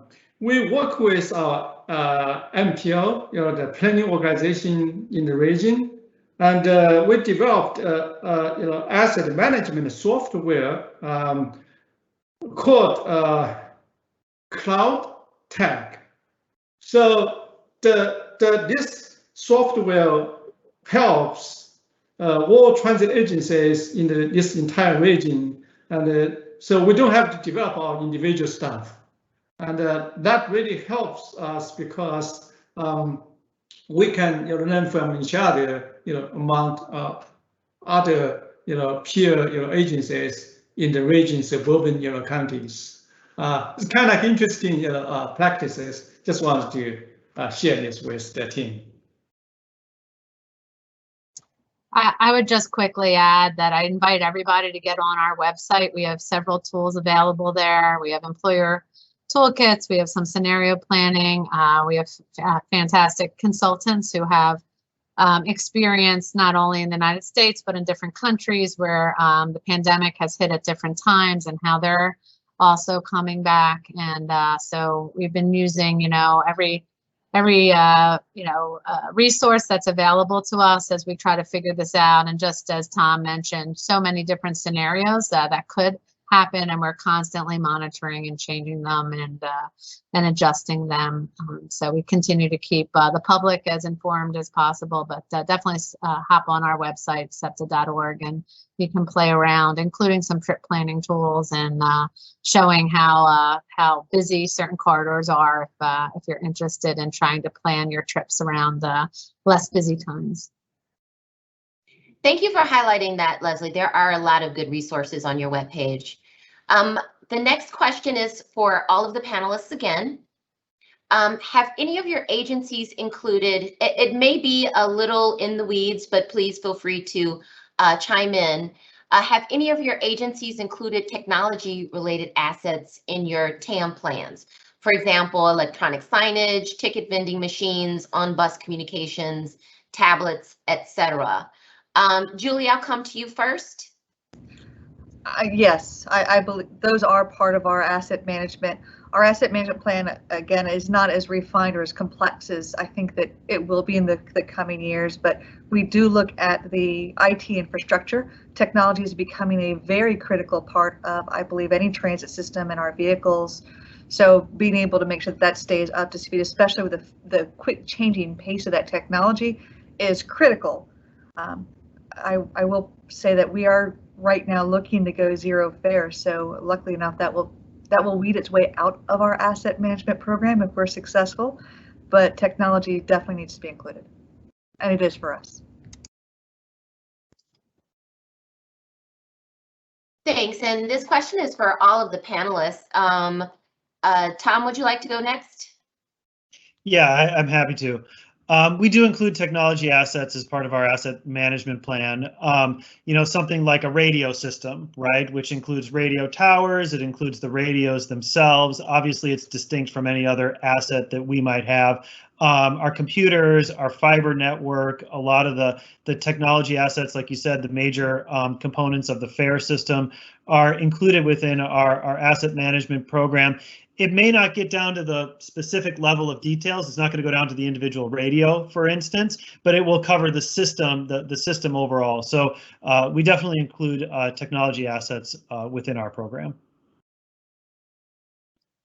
And the same here too, with Sacramento Regional Transit, we our strategic priority list, and there's some major projects include IT related projects. For example, when we talk about enterprise asset management software or program, and that is a part of what we are investing and try to upgrade. And in the meantime, enterprise resource management, SAP, those type of system, we needed to upgrade that. And like Tom said, the radio system, and you have to regularly upgrade those radio systems because technologies, change so quickly. And also the rail system, dispatching system, the monitoring system. So one thing I have to mention, which is a cybersecurity system. So we all face the same situation, similar situations, and we needed to put some significant investment in the technology. Yeah, we'll add on to that as well. And we do include technology. I mean, we want to be able to utilize technology as efficiently and effectively as we can. When done right, it can save us money and and moving forward, and also, it can also help us attract the best and the brightest as we deal with our personnel challenges that a lot of us are dealing with as well. But we've seen that, real-time counting of ridership on specific vehicles. We've invested in automatic passenger counters where we didn't have them throughout the entire system, and now that's part of our asset management. And then we're also looking at the next iteration of fare payments, trying to figure that out, and now that's part of our assets. All of the contactless, where we tap in, where we tap out, how we get in, how we get out. as well as looking at some of the challenges that have, again, been highlighted, in some ways exacerbated by the pandemic, our challenges in dealing with our vulnerable population as well, and how our assets can help us provide safe and secure environments for our employees, for our customers, as well as us compassionately dealing with members of our vulnerable population and getting them to the treatments and the help that they need as well. Assets are all a part of this. There's definitely no stereotypical, path, forward, but technology and asset management kind of weave, their way into all of our, important decisions in the future here. Thank you all for that. And I think we have time for just one final question. And Leslie, I'm going to come to you first. The question from our audience was, we saw some great graphics about the various needs and shortfalls in funding for state of good repair categories. How does this information get shared with executives involved in budget decisions and with management staff to help them develop their budget requests and capital plans? Well, as a former elected official, as well as a cabinet appointee in a governor's cabinet, I could talk about this for an entire roundtable, but I will keep it short. And it is definitely extremely important to provide our legislators. For us, we have over half of our funding comes from our state legislature, the majority of whom may have never been to southeastern Pennsylvania or set a foot at SEPTA. At the Commonwealth, we have over 50 transit agencies.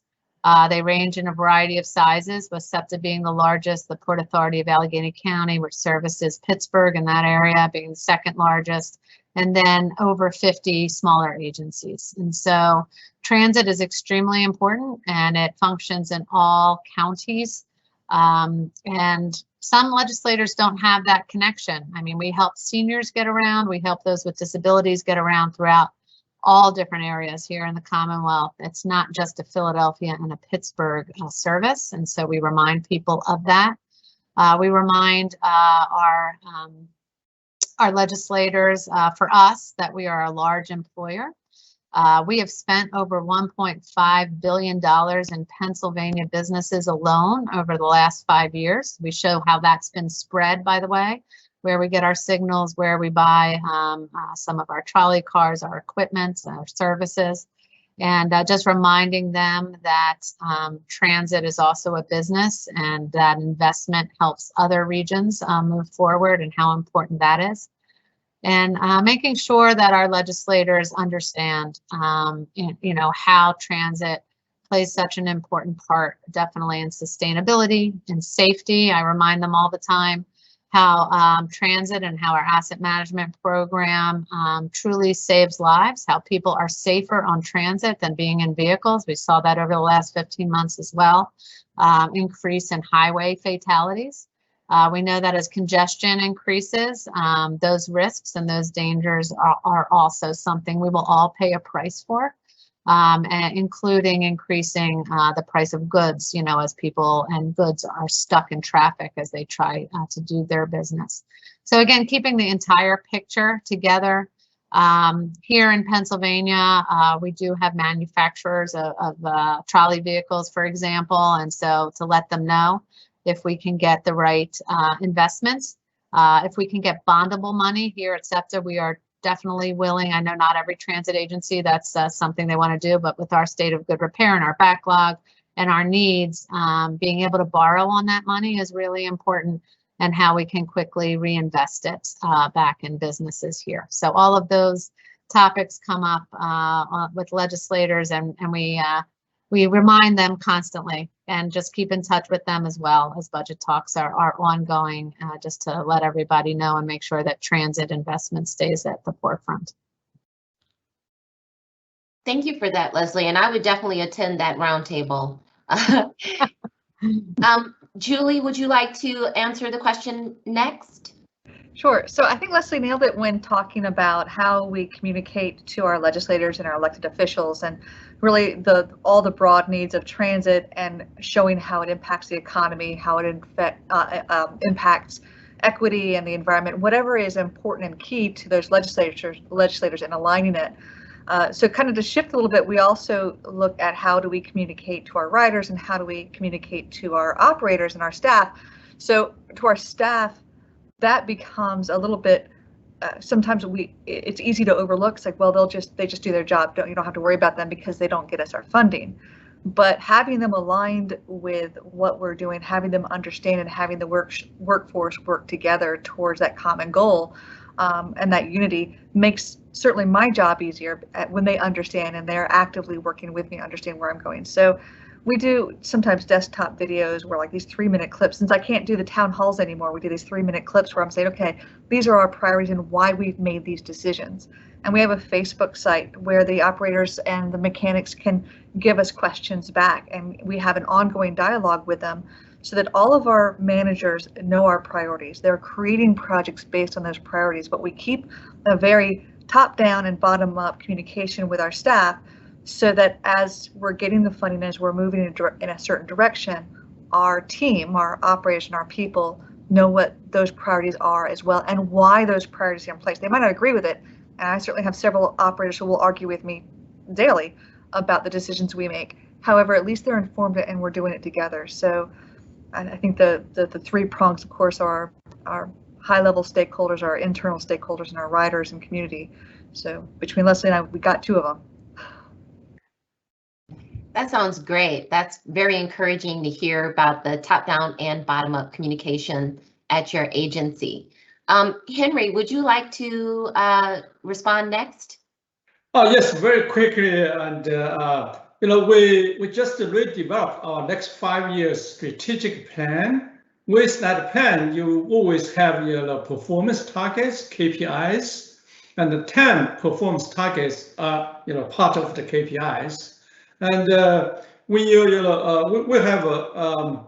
have a capital project TAM coordination team committee within the agency, representatives from all major departments, and they have regular meetings and identify the critical priorities, and then make sure those priorities will be carried into our annual operating and capital budget processes and get funded. So we just regularly have a process and regularly review, discuss, prioritize what we need to do in terms of TAM plan, and make sure they are getting funded. And if and another thing is the state of California has lots of different funding sources, and last year alone, we applied for about 19 grants, and we get the fund for 17 grants, and those additional fundings really helped us to carry out our major TAM plans. Well, congratulations on getting those grants. That's pretty impressive. Tom, I'm going to turn it to you for the final remarks on the final question of the panel discussion. No pressure. Yeah, no kidding. And following all the great remarks by the fellow panelists, I couldn't have said it better in terms of the communication that TAM enables and the importance of TAM in providing that communication across the board to any number of stakeholders. What I'll add to that is not only is TAM incredibly useful at communicating to our officials, our elected officials about what the need is, where that goes, how it benefits our riders and our communities, but TAM is uniquely positioned to bring together other plans and other pieces of the capital program, whether it's the safety plan and the safety program, whether it's the accessibility program, whether it's the modernization program, whether it's sort of the expansion and equity program. TAM can kind of bring all of that together, and that's useful both for internal and for external stakeholders.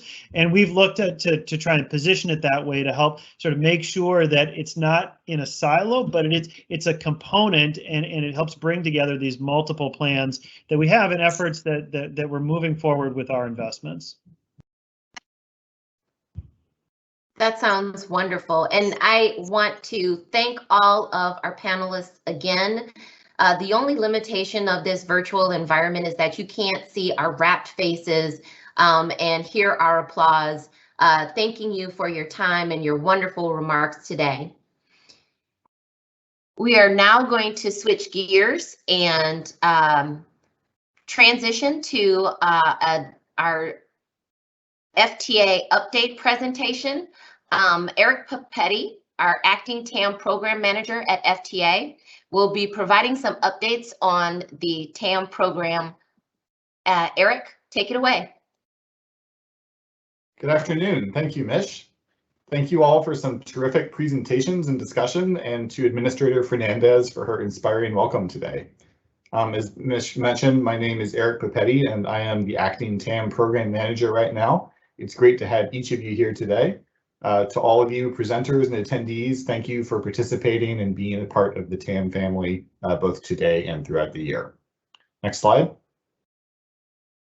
Right now, I'd like to turn our attention inward to some of the more detailed aspects of FTA's TAM program and give you all some background and insights into what we've been up to over the last year and what to expect over the next one.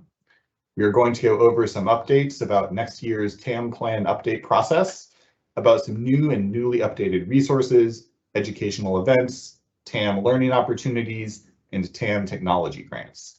So let's get started. Next slide. As you all probably know, TAM Plan update deadlines are coming. That deadline is coming up on October 2022, which of course is because the very first TAM plans ever were due in October of 2018. A TAM Plan update, just as a reminder of what that is, our regulation addresses a TAM Plan update by requiring that a provider update its entire TAM plan at least once every 4 years, and that the update should coincide with the planning cycle for the relevant TIP or STIP. So agencies are at different points in this process right now. For some, this might be the first time that you've really looked at your plan since 2018. For others, portions of the plan may have been updated already in the interim. And there's no single right approach here. This regulation is designed to give you the flexibility and allow you to have an update process that works with your own business processes, so long as it meets the requirements of the regulation. So what are some of the TAM Plan update resources that might be available to you? I think the answer is really everything. Everything we have available to you today is something useful in developing your TAM Plan update.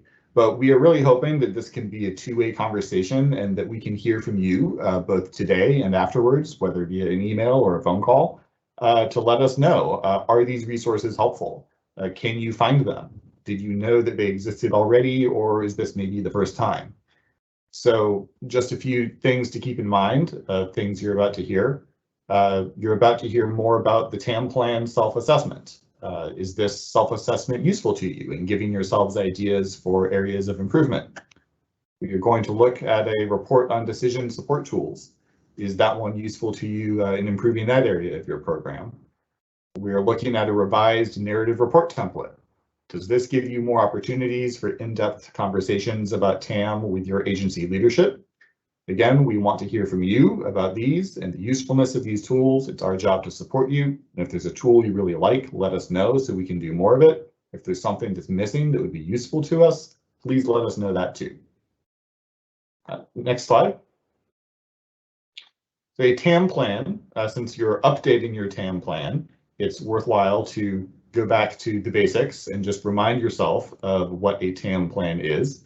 Again, a TAM plan, as we all know, it outlines how people, processes, and tools come together to set policies and goals.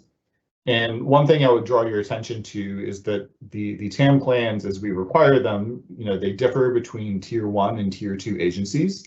And over the last 4 years, consider it and be aware if you may have changed from a Tier 1 to a Tier 2 agency or Tier 2 to Tier 1.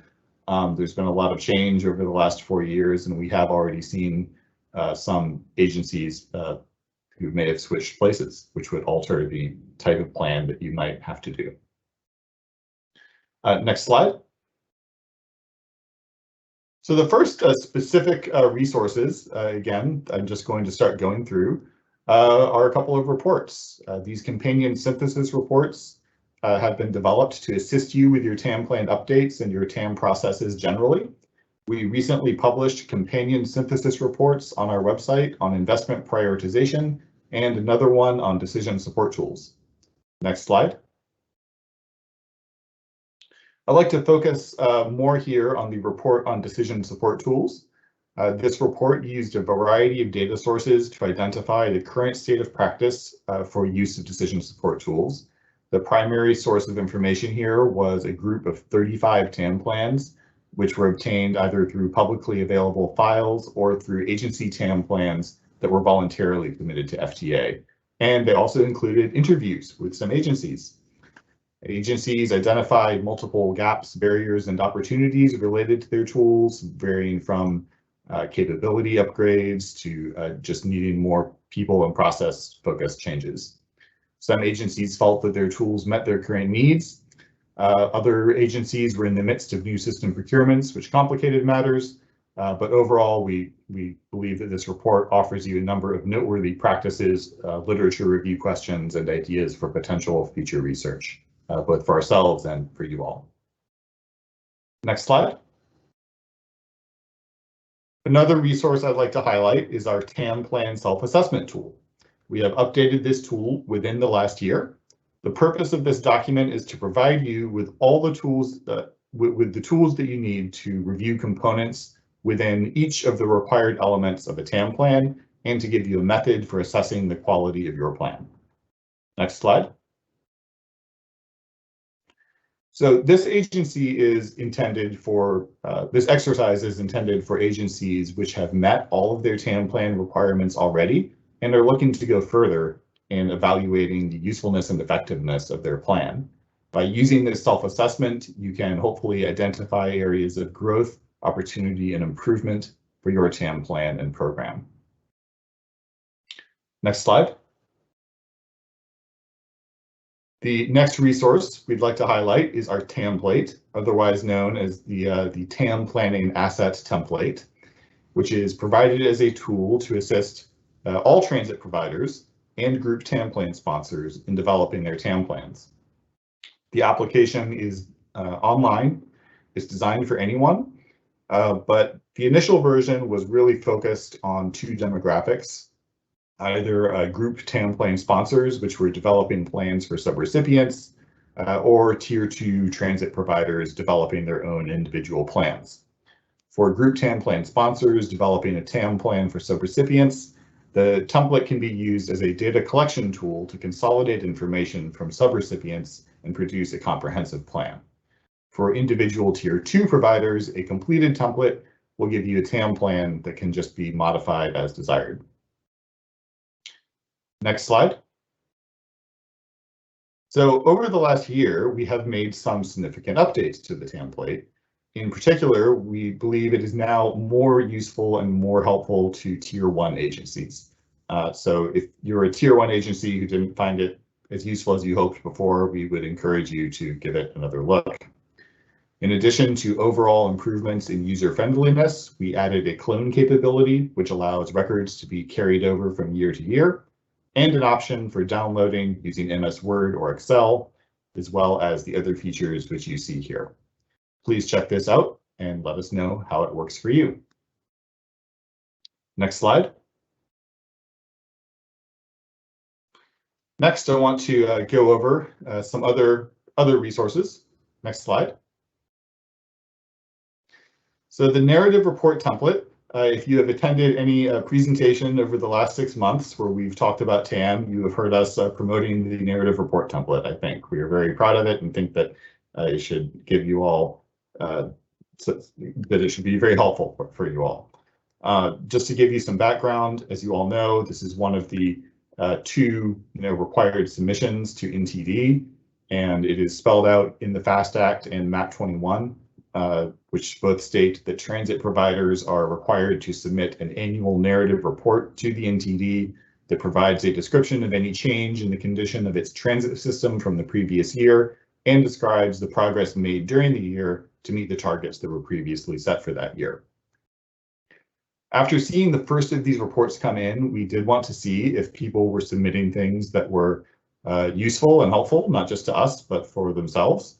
We had a team review 86 of these narrative reports. They represented a range of regions, agency sizes, modes, and we found kind of a range in level of detail and comprehensiveness in these reports that were submitted, and wanted to help. So in response, in order to help agencies improve their narrative reports, we undertook an effort to provide a more robust set of resources just to make a more comprehensive and useful narrative report. Some of the key differences between the new and the old report are that before we provided sort of a combination of an empty template and then paired it with an example. But this was prior to this was in 2017, before the first ones had actually been submitted, so we didn't have as much to go on. Now that we have reorganized it a bit. There's no sample to work with. We've simply made the template itself more robust and detailed, and added more information about the level of detail that is expected for each question and examples of things that can be addressed in the answers. Next slide.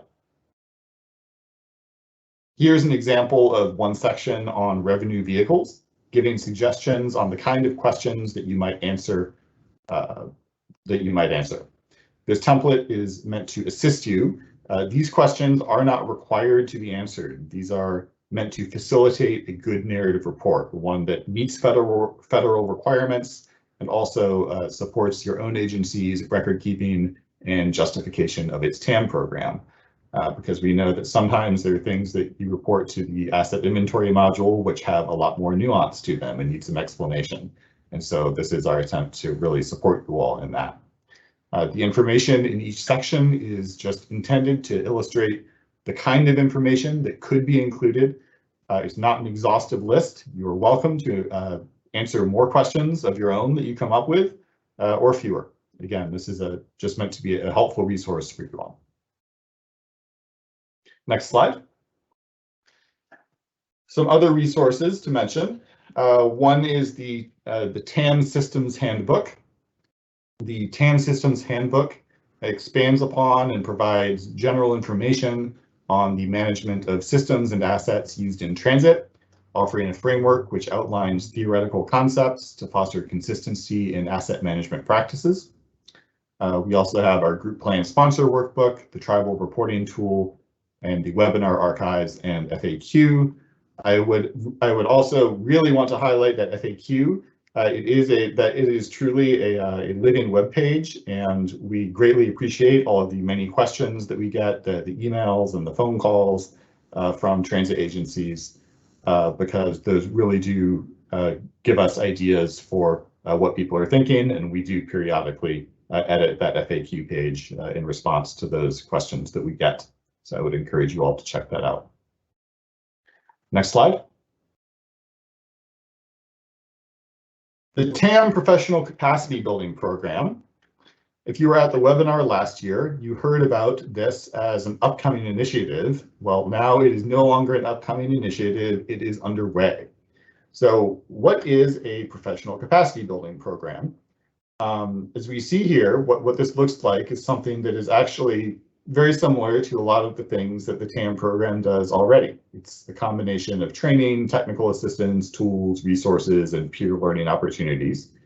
And what we are trying to do with our own official professional capacity building program is to really tie it all together in a really cohesive, comprehensive, and systematic way by doing research into where maybe some of the gaps are in knowledge and figure out what to do about them. So as I mentioned, the first step was to figure out where those gaps are. This was a combination of research and interviews. For research, we had to document what our own activities are here at FTA, not only in the TAM office, but across every office. And just make sure that we've really systematically documented what other departments within FTA are doing and write it up. Following that, we were doing some interviews. We did kind of two two different types of interviews. The first ones were focused internally. They were really focused on the other FTA offices and some DOT offices from outside FTA. For example, interfacing with our office and planning of planning and environment on planning, metropolitan planning and MPOs, talking with people in our Office of Civil Rights about how investment prioritization, in particular the investment prioritization section of the TAM rule, and how that kind of intersects with the requirements of the ADA. Also talking with our Office of Safety and Oversight, both to better understand our oversight review process itself and to understand, again, the nexus with safety, since there is, similar to ADA, a section of our rule on investment prioritization, which creates a very explicit nexus between investment prioritization and safety improvements. Following that, we did another set of interviews with people from transit agencies, MPOs, state DOTs, tribes, and professional associations. We tried to be thoughtful about who we interviewed, thinking through the sizes, types, and geographic distribution of agencies in order to get some good variety and coverage there. We tried to be thoughtful as much as we could be about not overburdening our usual suspects and really seeking out some new perspectives. So our next step now is going to be to put all of this together into a really cohesive plan for the future of professional capacity building, to develop a really good plan for new and updated resources and for measuring their effectiveness. And this is really a multi-year process. We're just getting started. It's going to take several years to really tie this all together. But rest assured, we will keep you updated along the way, and I'm sure many of you will be hearing from us to be consulted along the way as well. So stay tuned. Thank you. Next slide. A few learning opportunities and research I wanted to highlight for you all. The first one, next slide, is our NTI course on enhancing your transit asset management program with lifecycle management from NTI, also called TAM 201 often. This has been a very popular course, and during some previous presentations this year, I had to keep telling people it's so popular it's sold out. But we have some good news because we have new courses online and you can actually sign up and take it now. So the course takes place over a series of 3 days. And if you go to ntionline.com, you can register for one of these courses. They are happening once per month, starting in July next month, all the way through December. So please go check it out. We've gotten some great reviews on that and a great instructor too. Some of the recent webinars we had over the last year, again in October 2020, Staying on Track with TAM. This was a webinar featuring Misha Donnie Smith, who you've heard from today already, as well as Tom Coleman, our program manager for National Transit Database, offering some FTA-centered updates on TAM. We had another great presentation in March 2021 that was really about hearing transit agencies talk about how they maintained focus on TAM throughout the pandemic and how that affected things. We had a one fairly recently in May, which was all about investment prioritization. In that one, we heard from Chris Ward from the Transit Authority of River City, TARC in Louisville, and Jim Morrill from SFMTA. Next slide. Another thing I wanted to mention is, partnership with other offices within FTA is really a key part of success for asset management. Our own Office of Infrastructure, Safety, and Asset Innovation within TRI launched a targeted grant program recently. And those of you all attending our TAM and Technology Day will actually be hearing in more detail from that office as Mohammed Yusuf makes a presentation. And we also hear from Dan Hoffer and Hal Johnson about the ongoing implementation of their grant. The name of their grant was on polarized infrared and optical imaging systems for transit infrastructure condition assessments, which is quite a mouthful, but an even more interesting and amazing project. So whether you're attending that or just catching up later online, I'd encourage you all to take a look. This targeted grant program was really focused on providing funding to entities which want to explore advanced technologies for real-time condition assessment of transit capital and facilities, and have a means of evaluating the cost effectiveness and practicality of proposed solutions. Next slide. This is just an overview of the grants that were awarded. Again, this was a one-time targeted program, but we do really look forward to learning from these projects from our colleagues, and both within FTA and without, and learning how they can be used to help inform condition assessments nationwide. Next slide. So as we approach the end of my little presentation here, I want to show you our webpage as a quick reminder. If you are looking for TAM resources, this is what our page looks like. And then next slide. Now, if you see the arrow in the circle on the lower left, we would encourage you to use the resources search to find something if you're looking for anything in particular. You can also see all of our events on the events tab on the left and sign up for regular updates via our listserv. Next slide, I think. Yeah, this is the resource table. So when you click on that button on the lower left on the previous slide, it takes you here. And you'll see all of our most recent resources towards the top, but you can search via keyword or year of publication or document type to find anything that we have published. So this is a great resource for you all to be aware of. Next slide. Finally, I just wanted to highlight the whole TAM Roundtable team here today. Thank you so much for my colleagues here at FTA and the Volpe Center for everything that we've been doing together to put this on. We depend on our points of contact in the region. Just so you know, each region has at least one TAM point of contact. They're regional employees, but a portion of their job is to help coordinate with us on TAM. So please feel free to get in touch with them, and they will coordinate with us to ensure that your questions around TAM get addressed. They are really valued partners in getting the word out about TAM and keeping the regional offices in the loop about TAM things that we inform them of. So please be in touch, and to all of the TAM points of contact here today, thank you so much for your help. Next slide. So we are now approaching our questions and feedback.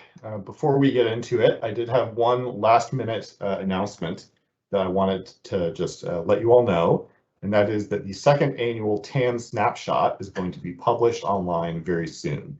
Every year, we summarize and analyze the raw data from the asset inventory module into a TAM data summary report.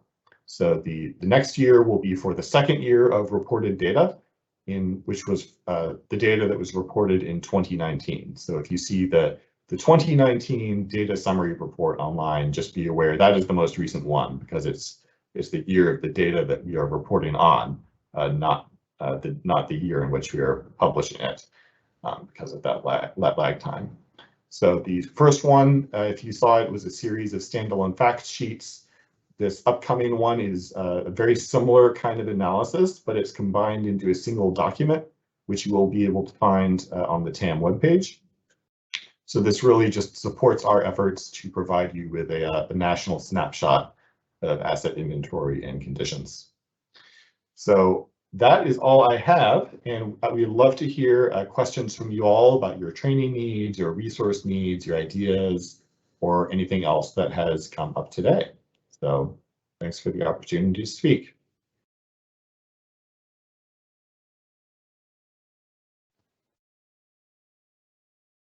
Thanks, Eric. There were a couple of questions that came into the Q&A pod. The first one is from Crystal Horton.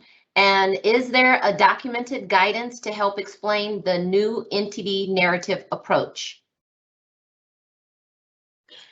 So just to sort of explain the approach to our narrative reports is the requirement of our narrative reports have not changed. The law, the regulation around narrative reports is the same. What we have published here was meant to be a helpful resource in improving your narrative report for those who wish to do so, but it is not what we have published here itself. Is not guidance. It is just a helpful document for you all to use.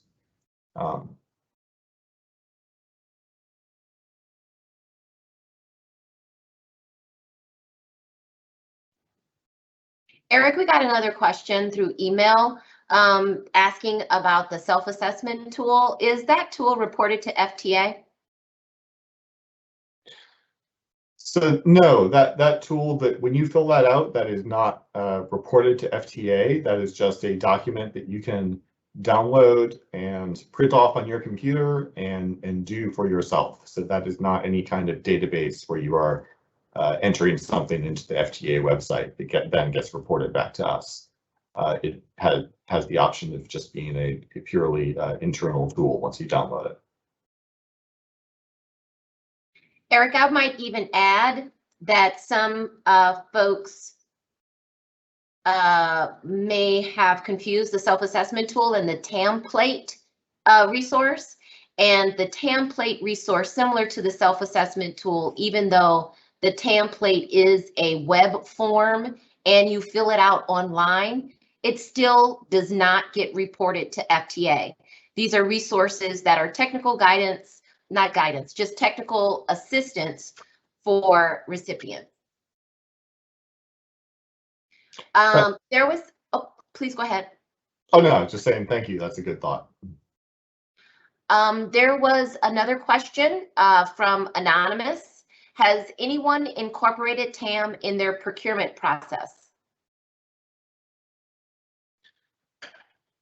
That's an interesting question. I think that certainly, TAM is something that we hope will inform your procurement processes as you're able to get a more, as you're able to improve your TAM processes and come up with a more systematic and business-like way of understanding the life cycle of your assets. The idea is that can inform your procurement process, and it can sort of elevate the importance of that, of the timing of that within your agency. If you have a really good TAM plan that your agency executives and board members really trust, and you go to them and say, look, according to our TAM plan, these vehicles are going to need replacement X number of years away. It helps you to sort of build that case within your capital planning process to initiate procurements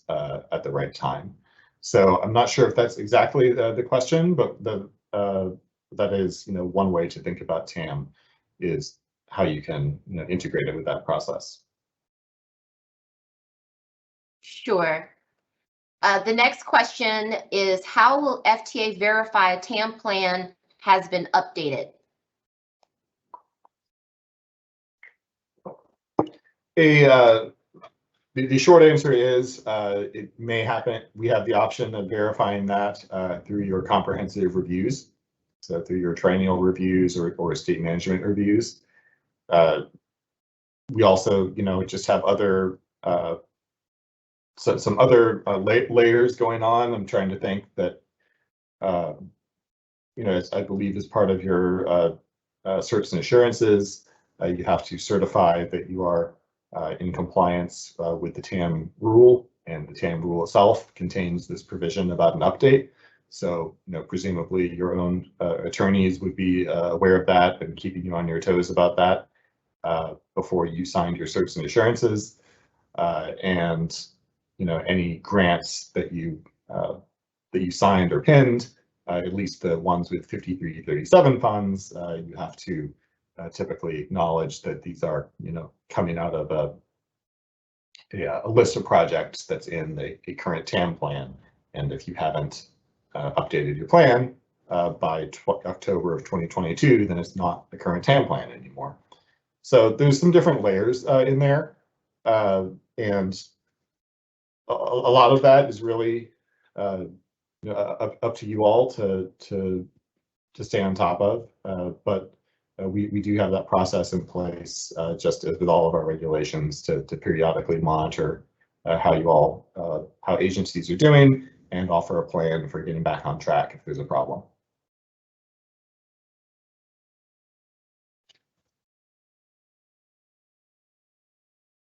We have another question that asks, how does FTA use the NTD narrative reports in its roll-up reporting on asset management? I can take a stab at this one, Eric. So I didn't properly introduce myself. I am the chief of the analysis division, which is over the Transit Asset Management Program, the NTD program, and the biannual conditions and performance report to Congress. So you're asking questions about two of the program areas in my division. So FTA's, the TAM program's narrative report is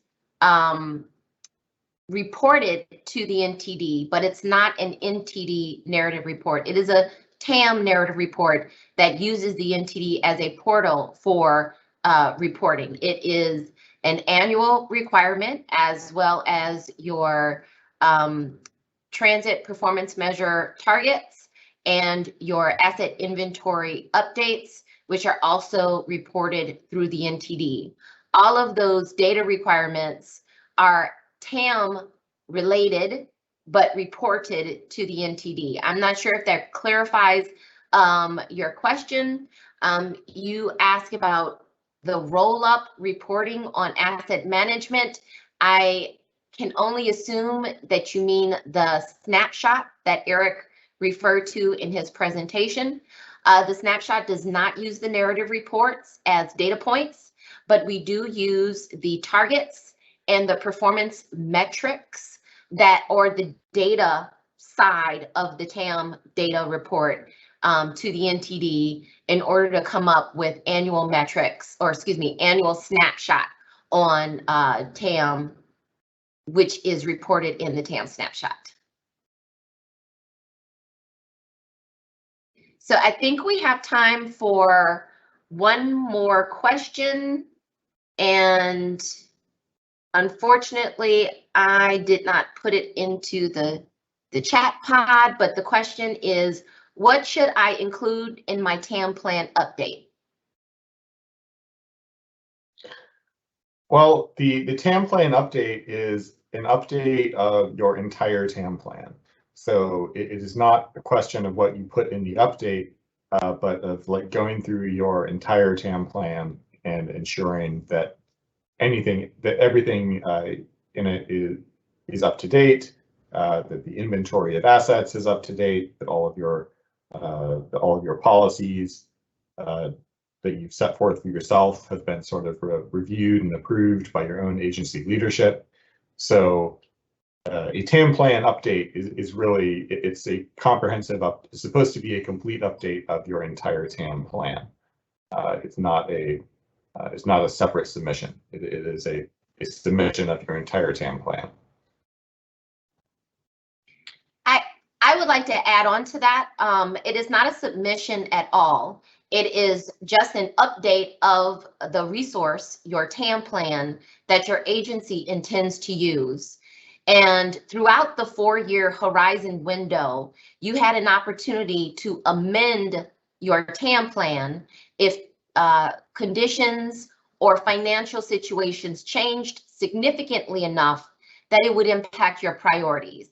Given the year we've just lived through, everyone has feasibly experienced changes that were unforeseen in their 2018 TAM plan. So this is a perfect opportunity to revisit your inventories, your condition assessments, revisit your investments and their priorities, as well as the resources that you have attached to those, and support any policy changes.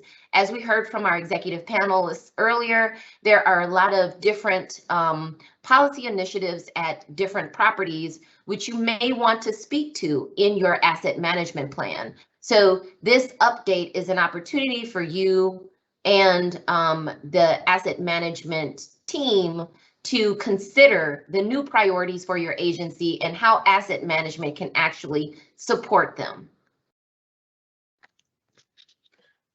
Thank you, Mr. Doney. I think that's it for our questions. And we were going to turn it over to John to wrap up the day. All right, good afternoon, everyone. I'm John Georges. I'm the Director of the Office of Strategic Planning here at the Federal Transit Administration. I want to thank you all for attending today's roundtable. First off, is I'd like everyone to please look in the chat pod. We are putting a link to the evaluation for today's event in the chat pod, and we really appreciate your feedback on this event. Also like to take a moment to thank Nuria for joining us earlier today, and of course to thank Julie, Leslie, Henry, and Tom. They all did a fantastic job with their presentations here today. And we heard from all of them how TAM can really solve a variety of challenges. We heard from two systems that really are older legacy systems that are grappling with an aging asset base. And we also heard from two mid-sized systems with challenges of managing growth and the future ahead for them. And all these systems have risen to the challenge of providing essential services during the pandemic and are using the principles of asset management to guide them forward. What we heard from all these systems today is that to be successful, you need to identify your goals and identify what are the time horizons over which you want to meet them. And these goals can include not just your asset conditions, but other things like access to people with disabilities that still remains to be taken care of, and even system expansion can be part of the goals for your system. We heard from all our speakers say that you need to bring together your partners both inside and outside your organization. That means working with your state and your regional planning organizations and your MPOs, but also within your own organization, working with your capital planners and the maintenance department and getting buy-in up and down the organization chart, from the executive buy-in to the buy-in from the maintenance staff and the drivers and the people who are putting your service on the ground. We learned that we're at our best when we're nimble and flexible, and making change requires input from all of our stakeholders. Finally, we also learned that in the process of doing asset management, you really need to consider all your assets and not just those assets that you can conduct an inspection for. Over and over again, we heard our speakers come back to the fact that our assets aren't just the objects that we can replace, but it's all the people who make our systems work. And likewise, there are some assets that may be outside of our control, which goes right back to working with our partners to make sure that everybody's bought in, and the assets that we rely upon outside our organization are part of the plan. So once again, please look for that evaluation in the chat pod for this webinar. Thank you so much for attending this roundtable. I think this was a great program. Glad we're able to bring it to so many people. We're also looking forward to hopefully doing an in-person roundtable again in 2022. Everyone, please get your vaccine, as we need everyone to vaccine up to make that a reality. So thank you again for attending, and if you haven't already, we hope that you will all become a TAM ambassador back at your home organization. Thank you.